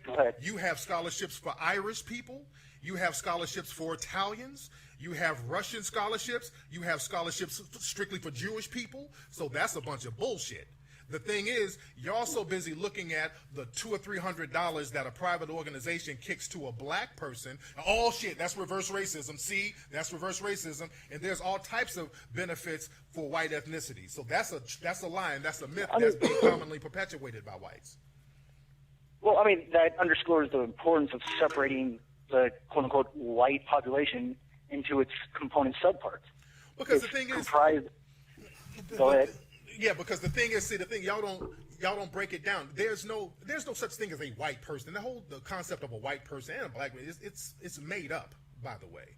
So I agree, and that's my main point. Get rid of all of it. Just abolish all of it. We have so much emphasis on race when we're trying to overcome the past. We're just perpetuating it with affirmative action. You're not trying to overcome the past, though. That's not that. It sounds good on paper, but you're not really trying to overcome the past. You want to bring the past back. That's the problem. No, I'm just saying, like, no reverse racism. And that's actually true. I'm gonna say that's actually true. This is why the conservative party is failing. The Conservative Party is failing because they can't adapt. They can't update their racism. They can't update their agenda. Yo, cornbread is good, and cornbread was actually created by the natives. So yeah.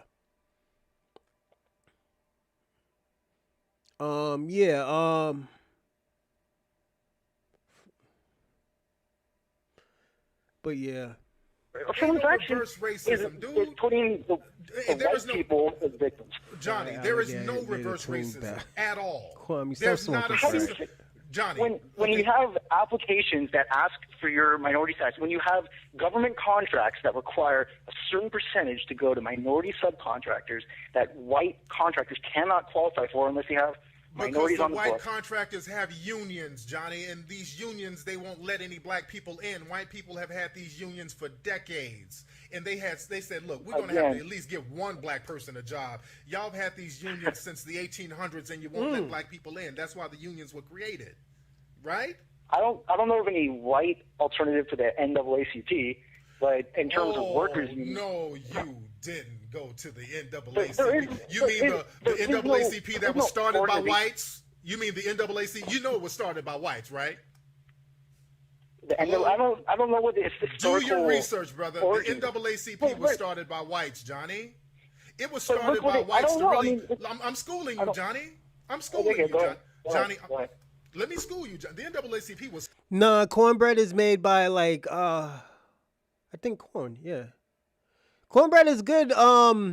Penguin, you should taste it. Cornbread is amazing. So if you ever come to America, tell somebody to make you some cornbread. Tell black people to make it. Don't get it from nobody else. Jamaicans make good cornbread, but you're not gonna taste the greatness of it, you know. Because when I go get some Jamaican food, I usually get the cornbread, but yeah, you get it the best way is the country way. Started by whites. Do your research on that. Y'all right wingers, y'all talk that there is no white. The NAACP was started by whites to really keep an eye on the black community. Mm-hmm. They were really spying on the black community. That's how they got started. Do your research on that. But let me go back to my other point. Why are so many blacks still members of it? If it's this nanny state organization designed to oppress black people, why are so many members? I didn't say it was a user. I didn't say to oppress. But they were there to keep tabs on. You said to keep tabs on them, to keep an eye on them. To keep an eye on the black community. And that has connotations of nefarious purposes. You will be hard pressed to find a black person who's an actual member of the NAACP. That's old. That's the old black guard. Today, the NAACP. There's really not that many members. Young people are part of the NAACP. You understand what I'm saying? But let me go back to another point. You talk about this reverse racism. Name me one law that benefits blacks and deprives whites. One law that has ever been made. But about government contracts, when you have to have a certain percentage go to minority subcontractors, and white-owned contractors can't qualify for these special programs. Just like with women, That's not minority for owned blacks. That's businesses. for minorities. Then that minority could be a Mexican. That minority can be a woman. I'm talking about black Right, folks anybody but- specifically. anybody- Black people specifically, bro. Because that's how y'all get blacks. Y'all start talking about affirmative action. No, y'all no. Because y'all say affirmative action benefits blacks. It benefits minorities. And then y'all made white women minorities. And that's why white women get more affirmative action benefits than anybody. Gay people get a lot of affirmative action benefits because they're considered minorities. So I'm talking about black people specifically. What law benefits blacks and detriments whites? Well, it wouldn't be a law. I mean, that would violate due process. You can't have a law that singles out a certain race. But I think, y'all did for blacks. There was laws against black folks. Black folks couldn't get jobs. Black folks couldn't move into certain areas. Black folks couldn't get VA loans and FHA loans. These were on the books. Black people couldn't move into the HUD homes or the suburban areas. So there were specific laws against black folks. Black folks couldn't drink from this water fountain. Black people we're talking in contemporary circumstances here. We're not talking about the past. And that affects us contemporarily. Because, see, the benefits that you got, that your people got from that era, those benefits didn't disappear. Those benefits were passed down to you. We pretend like... How do they benefit, Asians in this country? I mean, I know it's a very large generic group, but you look at... let me finish for a sec. Let me hear this. Asians and you look at Indians, and they're coming here from abject poverty in their homeland. They never received any of the white benefits. They suffer to the same... ridicule and oppression and stereotypes. No, they didn't, because they came here by choice, Johnny. Johnny, they came here by choice. They did not suffer from the same. They weren't enslaved. They not came here by choice. They came here by choice, Johnny. They came here by choice, and many of them, they didn't receive the same kind of situation that black people got in. And also, they were able to keep their language. They were able to keep their culture. Black Americans were specifically cut off from their language, their culture, and their homeland. So we were basically prisoners of war in this situation. So it was a whole different thing, Johnny. So basically, you're saying that it's never going to end because of the past. There can be no future. I mean, there's so many... But it seems like that's what your thesis essentially is, because blacks have suffered so much in this country, and they've suffered more than any other race. They always will suffer, and really there's no promising solution. My point is, when you say, well, how come blacks just don't get it together, we want to ignore all the outside influences that help create the situation. You're oversimplifying my argument. I'm just saying that I'm making your argument very plain. I'm making your argument very plain. It's too simplistic. It's not. It's more complex than that. I'm saying one of the factors that stands out is that there is a high incidence of marriages out of wedlock, black kids growing up to single black mothers, and how does that affect you as a white guy? How does that affect you? Well, again, it does affect me, even if it didn't. How? It's our tax dollars that are going to these families, and it's being abused on a large scale. And I'm not saying it's only by blacks. Hispanics as well. Let me tell you where your tax dollars are going to. Let me tell you where your tax dollars are going to. Your tax dollars are going to law enforcement to stop the crystal meth epidemic that's happening in the white community. The tax dollars are going to prosecute the high number of white pedophiles that's in the white community. That's where a lot of your tax dollars are going. There's a lot of stuff going on in the white community that you don't want to address. You focus a lot about what's going on. Now we're doing this again. You're deflecting one problem by focusing on another. No, I'm not deflecting. If you're talking about where your tax dollars are going because of this black crime and the black thing, you negate what's going on in the white community. Because the thing is, I can talk about that. I can talk about both. That's a different issue. But you don't talk about both. Issue A, then issue B. But you don't talk about both. Everything is about the black community, or how come they don't get it together? Well, how come there's so much drug abuse and the high number of drugs, right? The drug of choice right now is crystal meth. There's an epidemic. It's worse than the crack epidemic, but you don't see it in the media. So how come you don't talk about that? How come you're not doing anything about that in your community? Well, I mean, when we had the crack epidemic, that was commonly blamed on white Americans trying to keep blacks down. I don't know if you buy into that conspiracy, but I mean, what are your thoughts on that first? So that you think it's a conspiracy? You think these drugs just came in the neighborhood overnight? Then right when the drugs came in, they start building up all these prisons overnight and privatizing the prisons and making money. You don't think it's a conspiracy. You believe that was the case. Get them. And then Oliver North and all them, the Iran Contras, they basically admitted to the stuff they did as far as bringing the drugs in. I mean, a book by Gary Webb, a white guy, by the way, who said that the government brought in drugs to really suppress the black community. I mean, what white people said this. Okay, good. Check So out you a book believe called that. Dark All right, Alliance. okay. See, the thing is, All I right, can so break down your argument with white scholars. Forget it. The black ones, that's too easy. I retreat. No, we're on the same page. Okay, you believe that.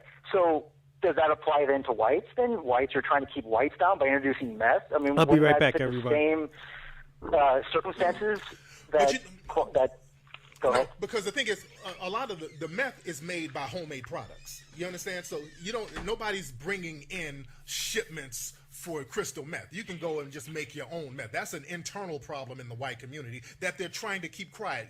You know, they don't criminalize whites. They don't put whites on the 5 o'clock news every night showing them busting down meth homes. They don't criminalize them like they did the black people in the 80s. Every night it was crackhead, crackhead, crackhead, crackhead on television. So you're not being criminalized. If someone gets arrested? Well, if someone gets arrested for dealing meth in the white, they go free. But if they're black, they go to prison.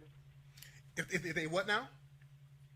If you have two defendants for dealing meth, one is black, one is white. The white one goes free and the black one goes to prison. Well, no, this is right? the thing. It goes deeper than that. Because, number one, blacks, for the most part, don't use meth like that. 80% of the meth users are white. Most people are in prison. Most of the black people are in prison because of weed charges, from marijuana.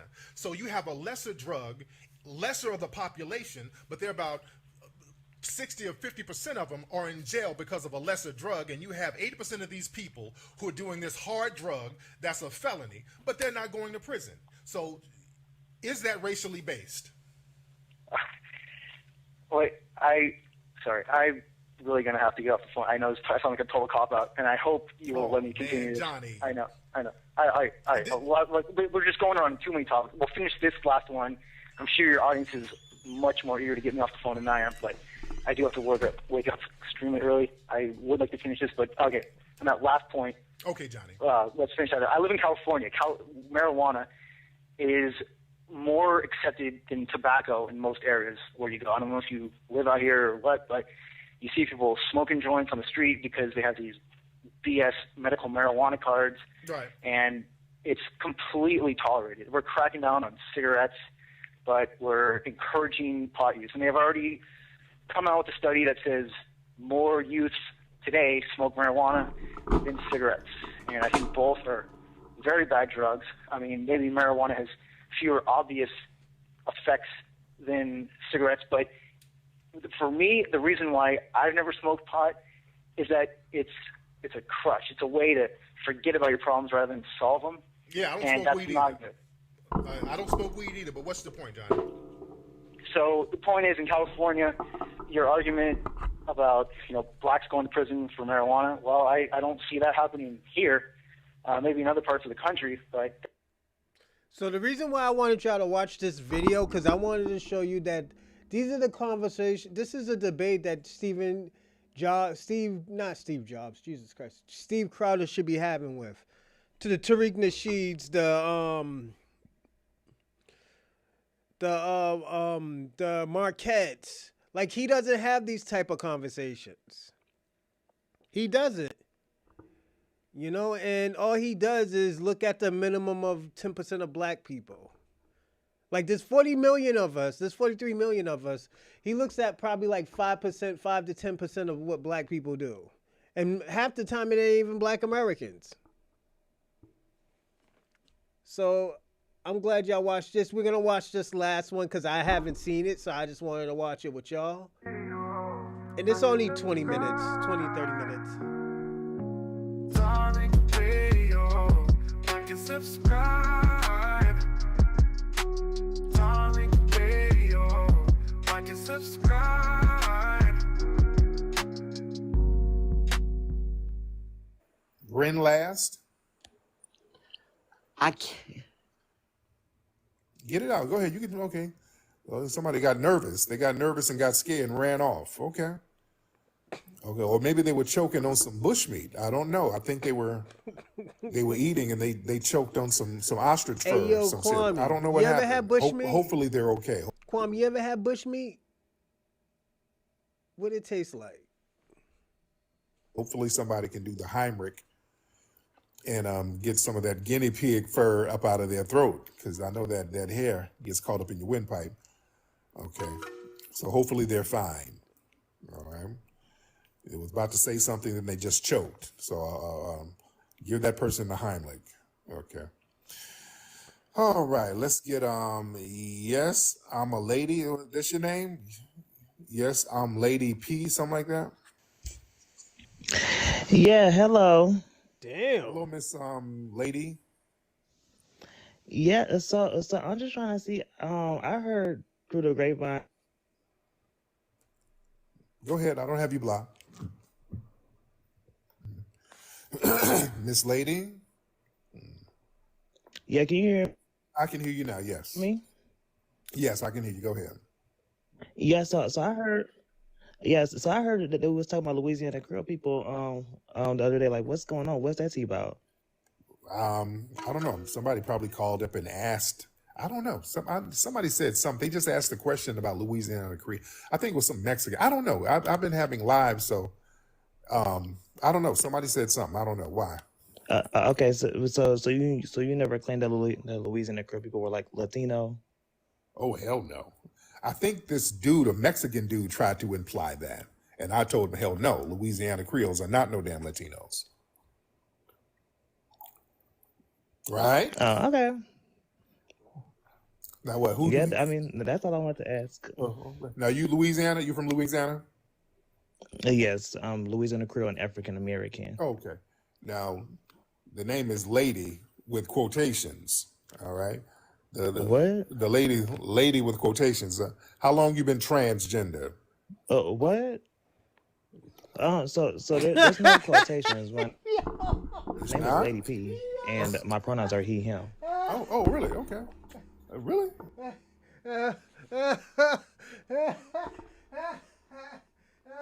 Oh shit!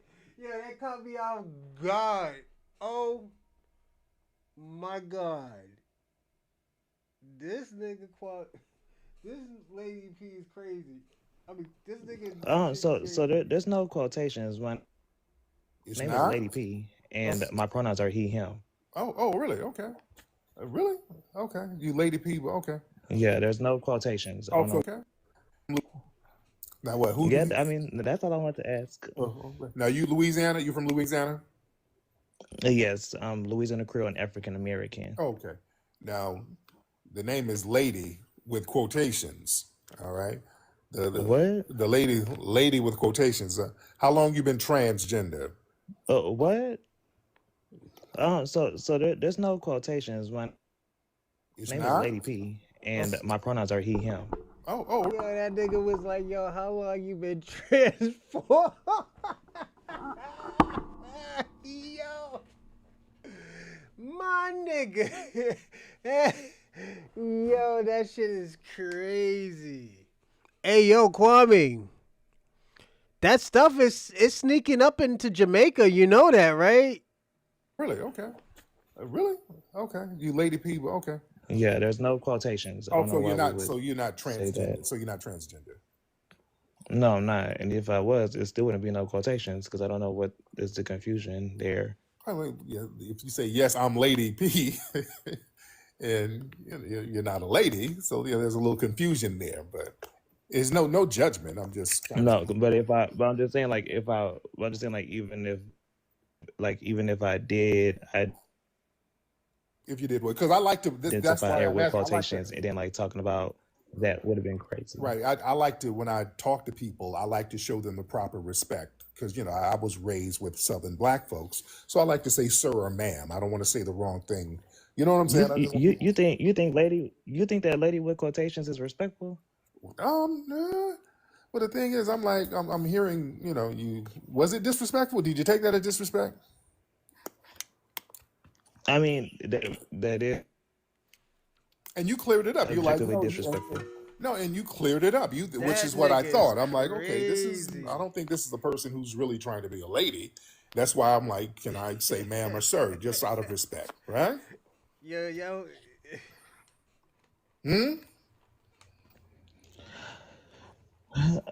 Child, all right. Well, Hey, Ping. You gotta be careful, man. Kwame got a husband. You out here calling people gay, and Kwame has a husband and stuff like that, you know. And shout out to your husband, Kwame, Delicious. Shout out to Delicious. Y'all shouldn't, you know, disrespect Kwame's preference, you know. I just want to make sure that we wasn't saying that Louisiana people was Latino. We good. Listen, I don't want no problems. I don't want no problems with you. All right? Because I don't want you running up on me. I don't be fighting on y'all. That's one thing I don't do. All right. So I don't want no problems. So we good. Are we good, Lady P? If you a Lady P, goddamn it, you a Lady P. All right? You good? Yo. Mr. P, are we good? Yo, Tariq, she almost got fucked up, man. Yo, K Flex, you almost got hands put on you, man. I do gotta say that. Lady P almost put hands on you, man. You gotta be careful out here. I know motherfuckers will carry knives and shit, so we don't want to see Tariq Nasheed on the news.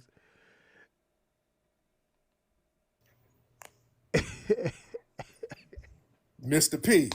I don't know why it's not putting me down to the comments. Like, it's not dropping me. I don't know. Okay. I'm just saying we good. I just don't want, I don't want y'all to jump on me when I go to New Orleans. Thank you. I'll let Lady P down. I'm good. Listen, let me tell you something. I'm a G, but I don't be fucking with them punks. I don't fight punks. And he sounded hostile. I'm like, are we good? I don't fight no punk. That's one thing I don't do. It's too much at stake if I lose. Most likely I can take them. But just that 1% chance if I lose. Oh, Lord. Yeah. The stakes are real high. Yeah, I don't want to fight the wrong punk. And then I get knocked out and I wake up somewhere with some damn high heels a thong on and some furry boots, and they playing Flow Rider in the back. Apple bottom jeans, the boots with the fur. We about to get low. Okay, what the hell y'all did to me? Shit. Why I got on these damn boots? Yeah. I don't want to wake up somewhere violated. That's my fear. I don't want to wake up somewhere I done been severely violated by one of these punks. He sounded hostile. What it's Miss Lady. Okay, all right, Miss Lady. You saw Lady in there, right? I go by him and okay, shit. All right, whatever. You just take the wallet, nigga. Just take my money. Take it. Just go. Shit. Y'all fuck me up, man. And then just leave me my keys. Just take the wallet, nigga. Yeah, I ain't messing with them punks. Good Lord, man. He started getting hostile. No. Come on, we good, right? I want this nigga running up on me, hitting me with a flip-flop. Bow! I'm good. All right, let me see. Let's get some other people in here. All right. Let me see. We got a lot of folks. There's a lot of people trying to get on. I'm gonna get y'all on here too. Let's get Neelam. Let's try Neelam. If I got you, hold on. I tried to get you and I didn't get you. Hello, African. Okay, hold on. Because when I try to add people, it gets a little funny style. All right. And like I said, by the way, we got an event November 15th. Hey, yo, Kwame, what type of queens are you dating, man? Shucka, Shajay.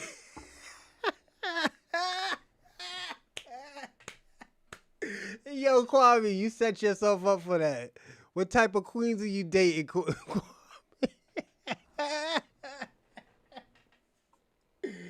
Oh, my God. Yo, Kwame, you are crazy, man. Yeah. At the Hidden History Museum, you can get your tickets now at hiddenhistorymuseum.com. That nigga said he's dating We're queens. having the hilarious Harvest What type Hangout of queens? with a lot of great comics, complimentary food. It's going to be a vibe. Y'all need to come on out and experience the Hidden History Museum. It is a vibe. All right, let me see. I'm looking at some of these names. I want to kind of get some new faces. Who is this? Dorsey hit you What's with your that. name? Safu Man? Safu Man, something like that. I can't really pronounce your name. Shout out to all of y'all that's wilding out in the live chat. We got Kwame, we got Dorsey, we got Ping One, we got Ray, we got Charlie Shaw, we have the Greatness. I seen you, Greatness. I'm not gonna forget about you playing. I said Ray, right? Okay, yeah, we got. What's up, Ashley? Thank you for the gift. Salute. Thank Ashley for the gift. I'm gonna start shouting out the people who give the gift up. Okay, what's this person? He disappeared. Okay, you African, but you coming? Okay, yeah. Hey, Charlie Shaw. He's not talking about that type of queen. He talking about RuPaul type of queen. Drag queens he's talking about. He's not talking about Black American woman queen. So let me let you know before. Miss my Nikanye God. Z, whatever your name, you were very hostile, and I don't know why you were hostile. Sai, your mic wasn't working. Let me get you back up then, Sai. Oh shit, Kwame, you're crazy. Let me get Sai back up here. Sai said the mic wasn't working. Y'all raise your hand. Let me see some hands if y'all want to get up. Let's get Ready Rock up here. All right. Sai, what's up, Sai? Do you hear me?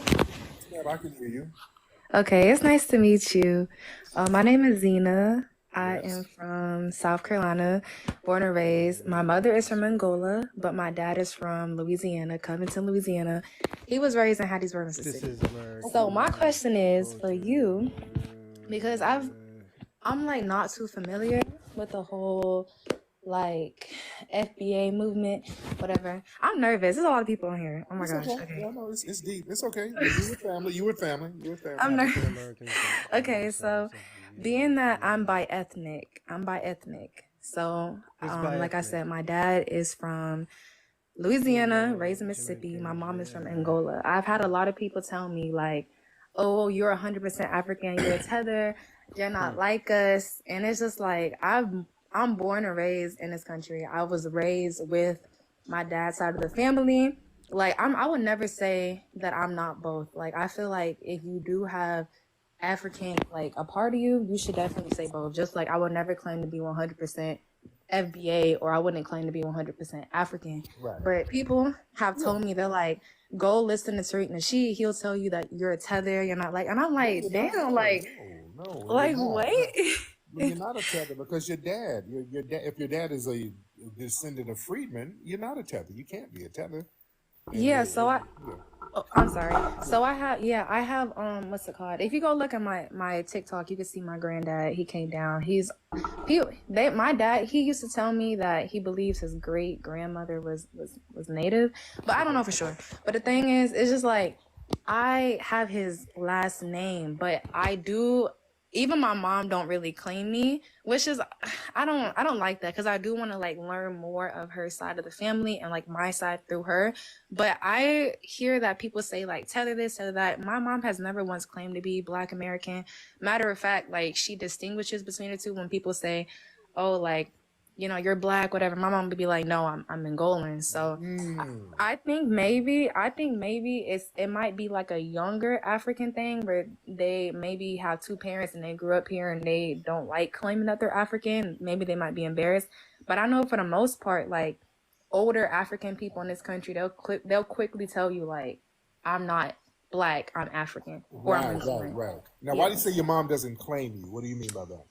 So, I mean, I guess because like I lived here all my life. I'm Southern, so she don't see me as being, well, she'll claim me as her daughter, but she will never say that I'm African. She'll be like, you Americans. She always be like, you American this, you American that. I'm like, Mom, like what? Like she claims me, y'all, in the comments. I'm not saying she doesn't claim me as her daughter, but like she'll call me American before she calls me Angolan, because I've never been there. So that's the thing. Okay, but yeah, if you from your dad, you're of the lineage. If your dad is FBA, and it's that simple. It's that simple. Yeah, you're not a tether. I wouldn't call you a tether.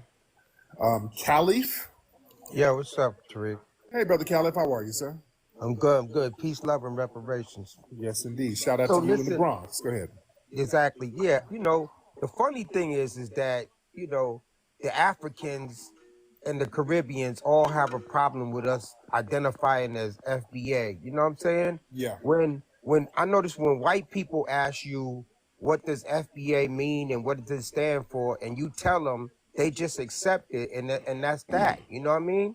Now Mm-hmm. you hear white newscasters on the news saying they identify us as FBA. They don't have a problem with it. Yes. I just don't get it. I don't understand what the Africans, but then I thought about it and I'm like, okay, the problem that they have with it is that they can't cosplay off of us anymore. Because when we self-identify, and we started delineating, that took away a whole lot of things from them. They can't cosplay no more. That's what that whole thing is about. But they making this big thing ever since you went on TikTok. They going crazy about us identifying as FBA. I mean, what's the problem? You know what I mean? We're not saying anything about them identifying about who they are. You know what I mean? Right. And very good points, brother. And thank you, Khalif. That's our Bronx brother.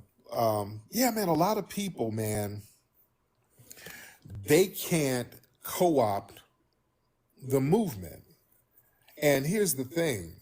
The more they try to do smear campaigns, the more it backfires on them. Not only does it fail, it completely backfires. Because when they start doing all of these 48-hour smear campaigns, when they're obsessively trying to target me and denigrate people, because they're really talking about y'all asses. I'm just a proxy. Understand? When they're doing all that, Tariq this, Tariq that, I'm a proxy for you. They're just really going after, because you let them talk, they'll just start talking about all of us. It ain't about me. Let's get that right. That's why I don't get offended, because it ain't. Because the shit they say about me, they're making it up. They just make up weird straw man bullshit arguments and then attack their own lies. So that it don't bother me, because everybody knows they're lying. But the thing is, they want to do all of these smear campaigns and they're obsessed about it, because the delineation movement, it continues to grow. And I don't have a daily involvement in none of this stuff that's happening out here. I'm not running around all day telling people to do this and giving people instructions. I'm not. The delineation on TikTok, it's been growing for years. And I just got on here a week ago regularly. So it ain't about me. This is already lit. I ain't even been on here. So lit. now that I'm here, because they've been talking about me so damn much, they're really going crazy. But just the fact that this thing has grown on its own without me, that proves their own lies wrong. See, the delineation movement, it's bigger than just any one person. It's a decentralized, organic movement, and it's rooted in lineage, not personalities. Those nonstop attacks, basically, it exposes the fact that they have no real argument against the lineage itself, so they have to create all these boogeyman arguments. See, their own lies exposes their reputations as scammers and agents. See, the loudest non-FBA critics, the people who criticize us, notice they all got questionable passages. We don't know who these people are. We don't know who these people are. They come from these places where it's always some scam going, it's always some fraud going, some GoFundMe scam, some PPP loan scam, the clout chasing culture. So they're projecting a lot of the lies and scams from their culture onto us. You see? So they have a whole track record of being dishonest. And their obsession, come on, these people be up at like 5 o'clock in the morning crying over us and our lineage. That type of obsession, that looks mentally unstable, and it looks weak, and it turns people away from them. That's why people are like, what's wrong with these people? You're really seeing how they are. So just the sheer volume of content, all the spaces, the rooms, the threads, the videos, all, whining about me and then whining about our lineage, they're coming across unhinged. They're obsessive. They're borderline stalkers. And then the FBA is irrelevant. It is not a thing. They try to wish it away. If it was irrelevant, you wouldn't be up 72 hours nonstop crying about it in 50, 60 different spaces if it wasn't that relevant.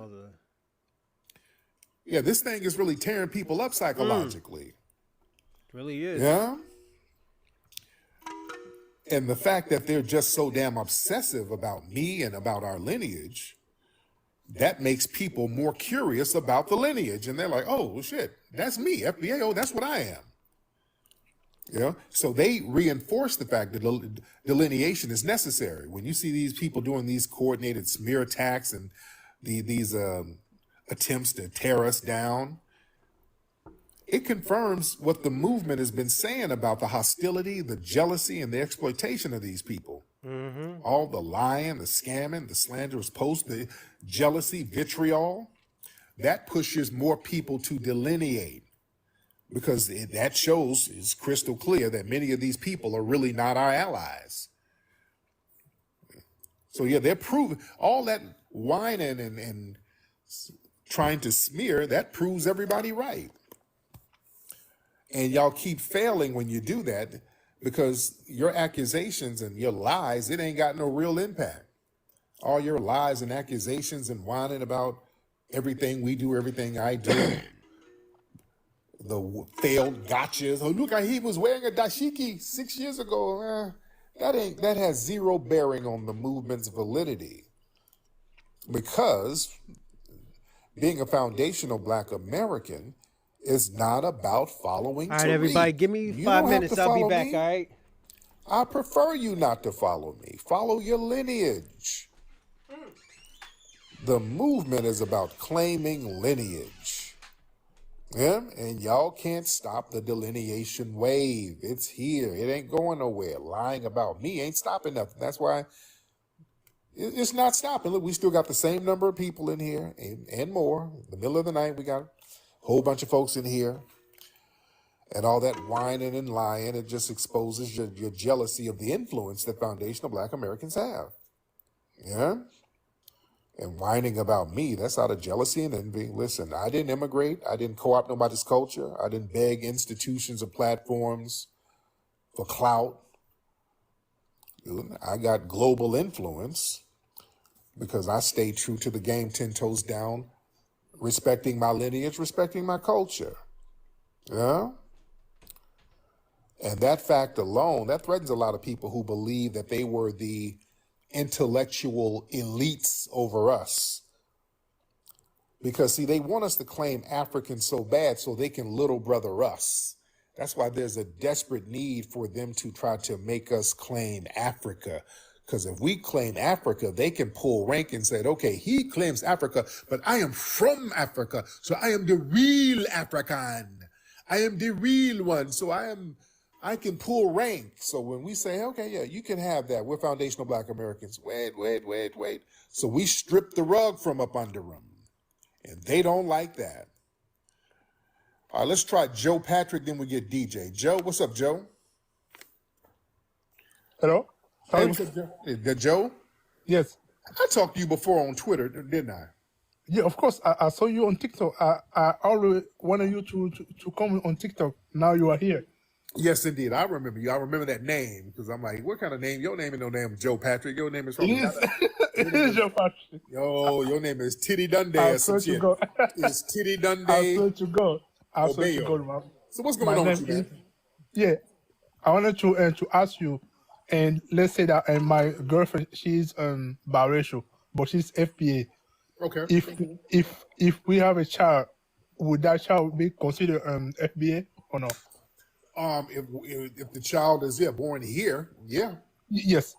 Yeah, but the child is born here. Yeah, if she's an FBA, it'll be an FBA child. Yeah, it'll have FBA lineage just by.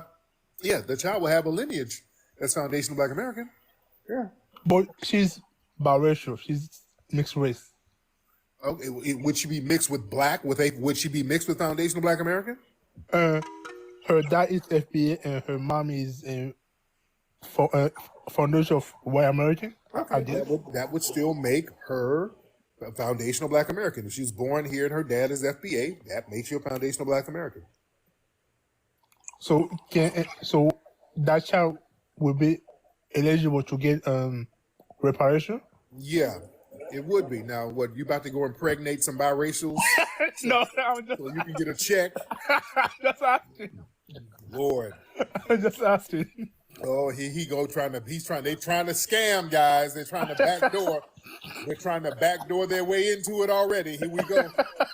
All right, so if I see an infant with a janky hairline, I'm like, wait, that's Joe's baby. Hold on. Let's look at that baby's paperwork. No, you're funny, bro.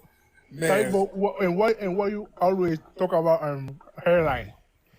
Because some of y'all be having janky hairlines. Y'all be getting y'all hair cut with butter knives and shit. You know what the hairline looks like. Are you saying FBA, they all have Not fly all. hairlines? Yeah, some of us got some. Some FBAs got janky hairlines.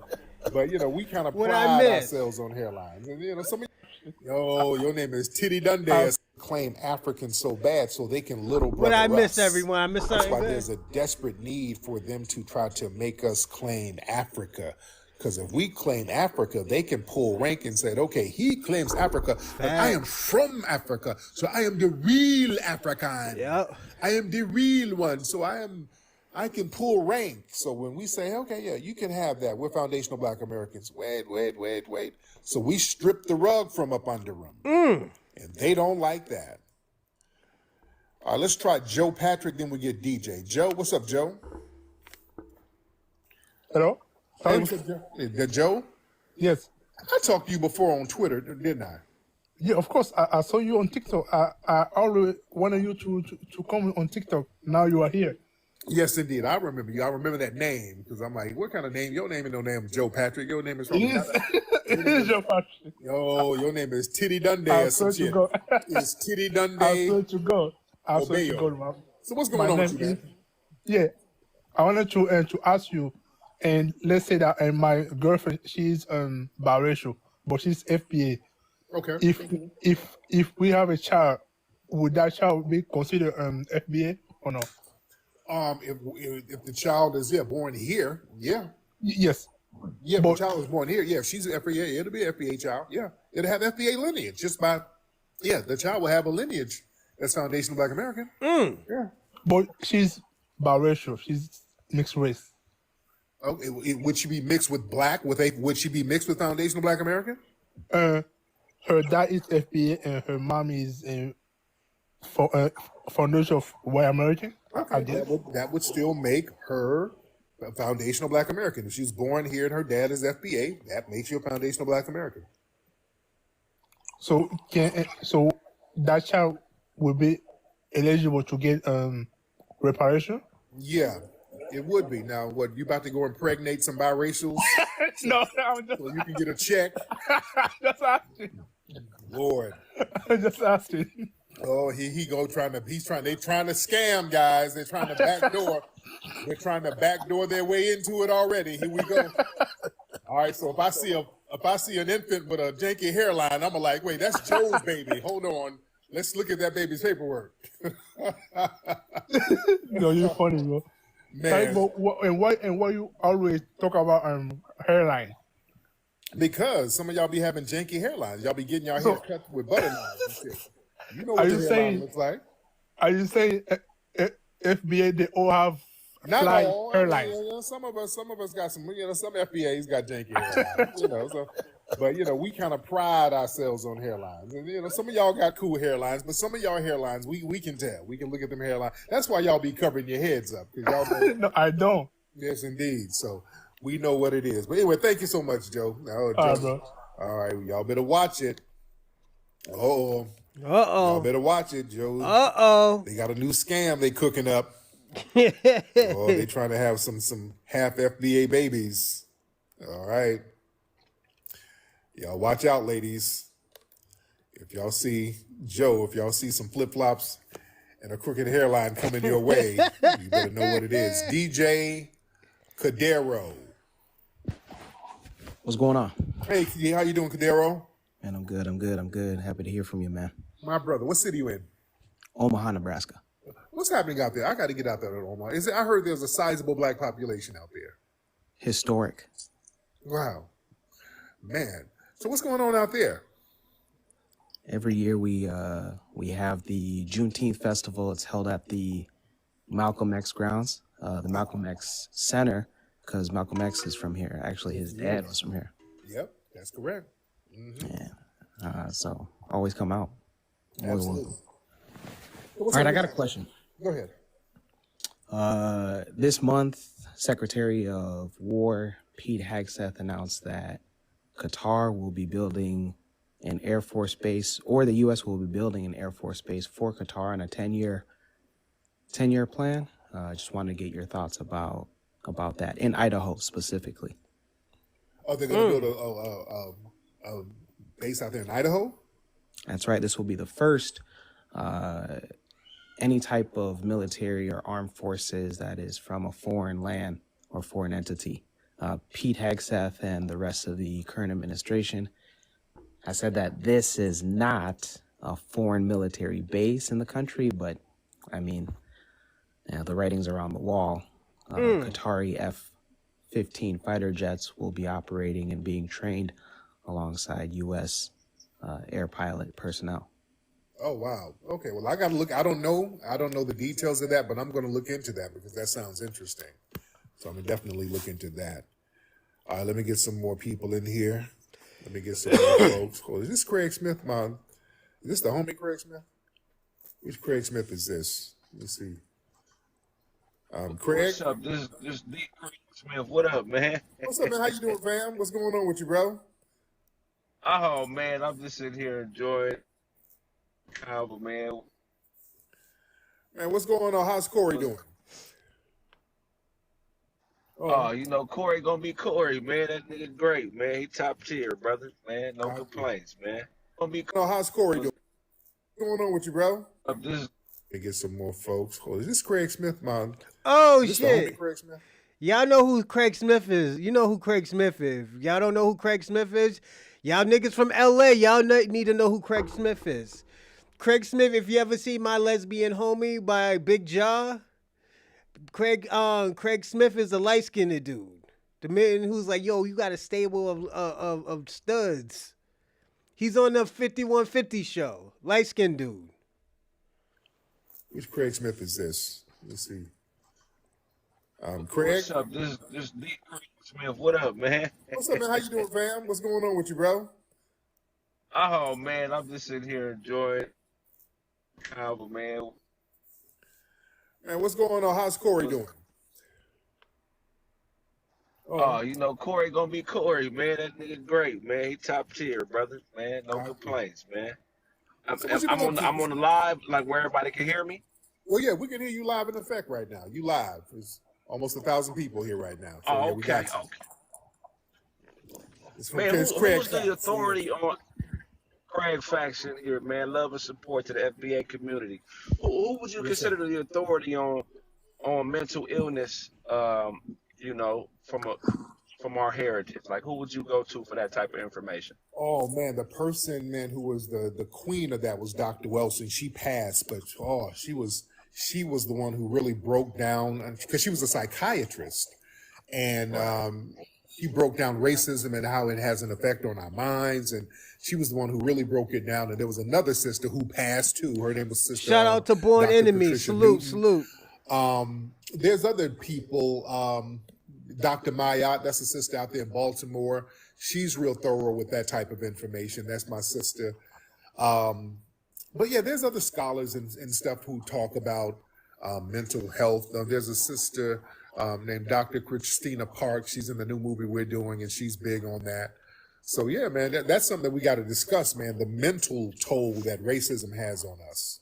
Remember, Yeah, I was. Dr. Joy DeGruy. Yeah, Dr. Remember, I was telling y'all about the mental side of what reparation is about. Is the reconstruction. I said, yo, there was a lot of people that like, yeah, they need more than just money. Like reconstruction wise, yeah. Joy DeGruy, she's another one. Yes. Indeed, I did an album based on that. It's called Chill Withers Cluster B, and it deals with cluster B personality disorders. And when the punk called in, it made me think about the album, man. So anybody listening, go check that out.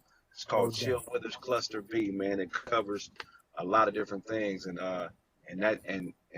that's one of the things, you know. So yeah, man, I want to call and shout that out. No doubt, man. You got to come and perform at the museum again, man. Oh man, anytime, man. Shit, man. I support everything you do, man. So anytime you need me up in there, I'm there, man. Anytime. My man, Yes, thank you so sir. much, Shout out Greg. to Greg Salita has come Marie. up and just What's going freestyled on? and just rocked it up there at the museum, by the way. He's funny as hell. Mr. Land Ledger. And everybody hit the like, please. Hit those likes. Let's get up to 500,000 likes. We're almost at 200K. Let's get 500,000 likes, 500K. That's the goal. Everybody hit that heart up there. Let's get them likes going. When there is stank on.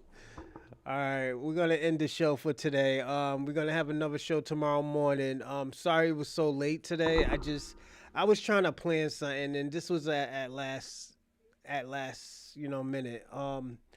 Cry in the shower. You see, you will be all right. So I'm gonna say this, and I'm gonna land. Steve Crowder don't get no points for this.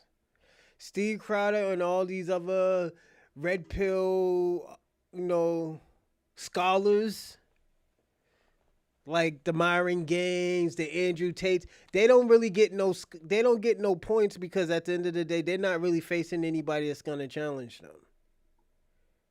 They don't run up on the Tariq Nasheeds. And the thing about it, they learn because of Myron Gaines. They learn because of Myron Gaines. Myron Gaines got his food eaten, and he haven't been the same ever since. This nigga been saying rematch. Niggas sound crazy if you ask me. These are these type of people, man. I always will say, and the reason why we listen to Tariq Nasheed is because this is the type of scholar he brings out. These are the type of people he face. Like Tariq Nasheed will talk to anybody. He'll have a conversation with anybody. A lot of these people won't. And the reason why, because they're protecting their brand.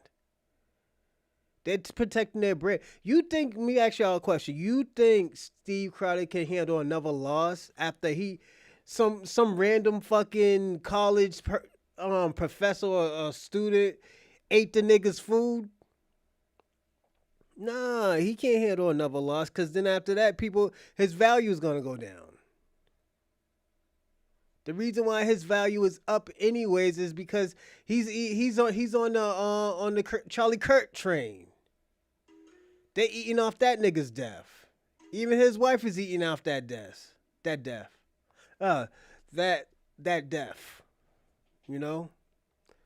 So yeah, let's see. To me, yeah, he did. Tucker Carlson couldn't say anything. Tucker Carlson uses the same shit that these immigrants use. Oh, you're a pimp. You killed somebody. He says stupid shit like that. Them niggas can't define what a Mac is and what a pimp is. So, I want to give my thanks out to Born Enemies, Ping One, Ray, Dorsey, Charlie Shaw, Salita Marie. Let's see.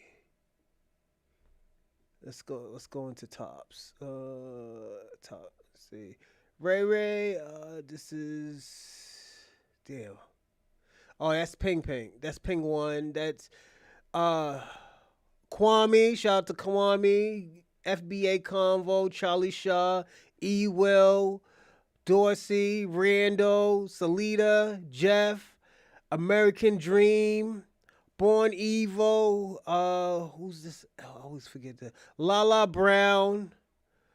Damien. Rando again. The Greatness. And the Hula Gang. Salute Hula Gang. I want to thank y'all for popping up on my show. Don't forget to hit that like button, subscribe. And also, if you want to donate, it's still in the live chat. And also, it'll be in the description. Super Chat, Cash App, and also Venmo. So thank y'all for everything. Thank y'all for the donations. Thank y'all for the share. Oh yeah, if you don't have money, I need y'all to share this. At least do that for me. That'll be even better, so we can have more people come on this show, and it's great. Thank y'all. Like again, thank y'all for coming on this show, because I honestly right now this show is getting big. It's getting super big. Within 2 years, we made it happen. You know, so at the end of the day, we're gonna add more stuff onto the show. In the beginning of the year, we will be doing a short film. The short film is called My Crazy Latino Girlfriend. It's a short film. It's not real, but it's a short film, probably 5 to 6 episodes, and y'all will enjoy.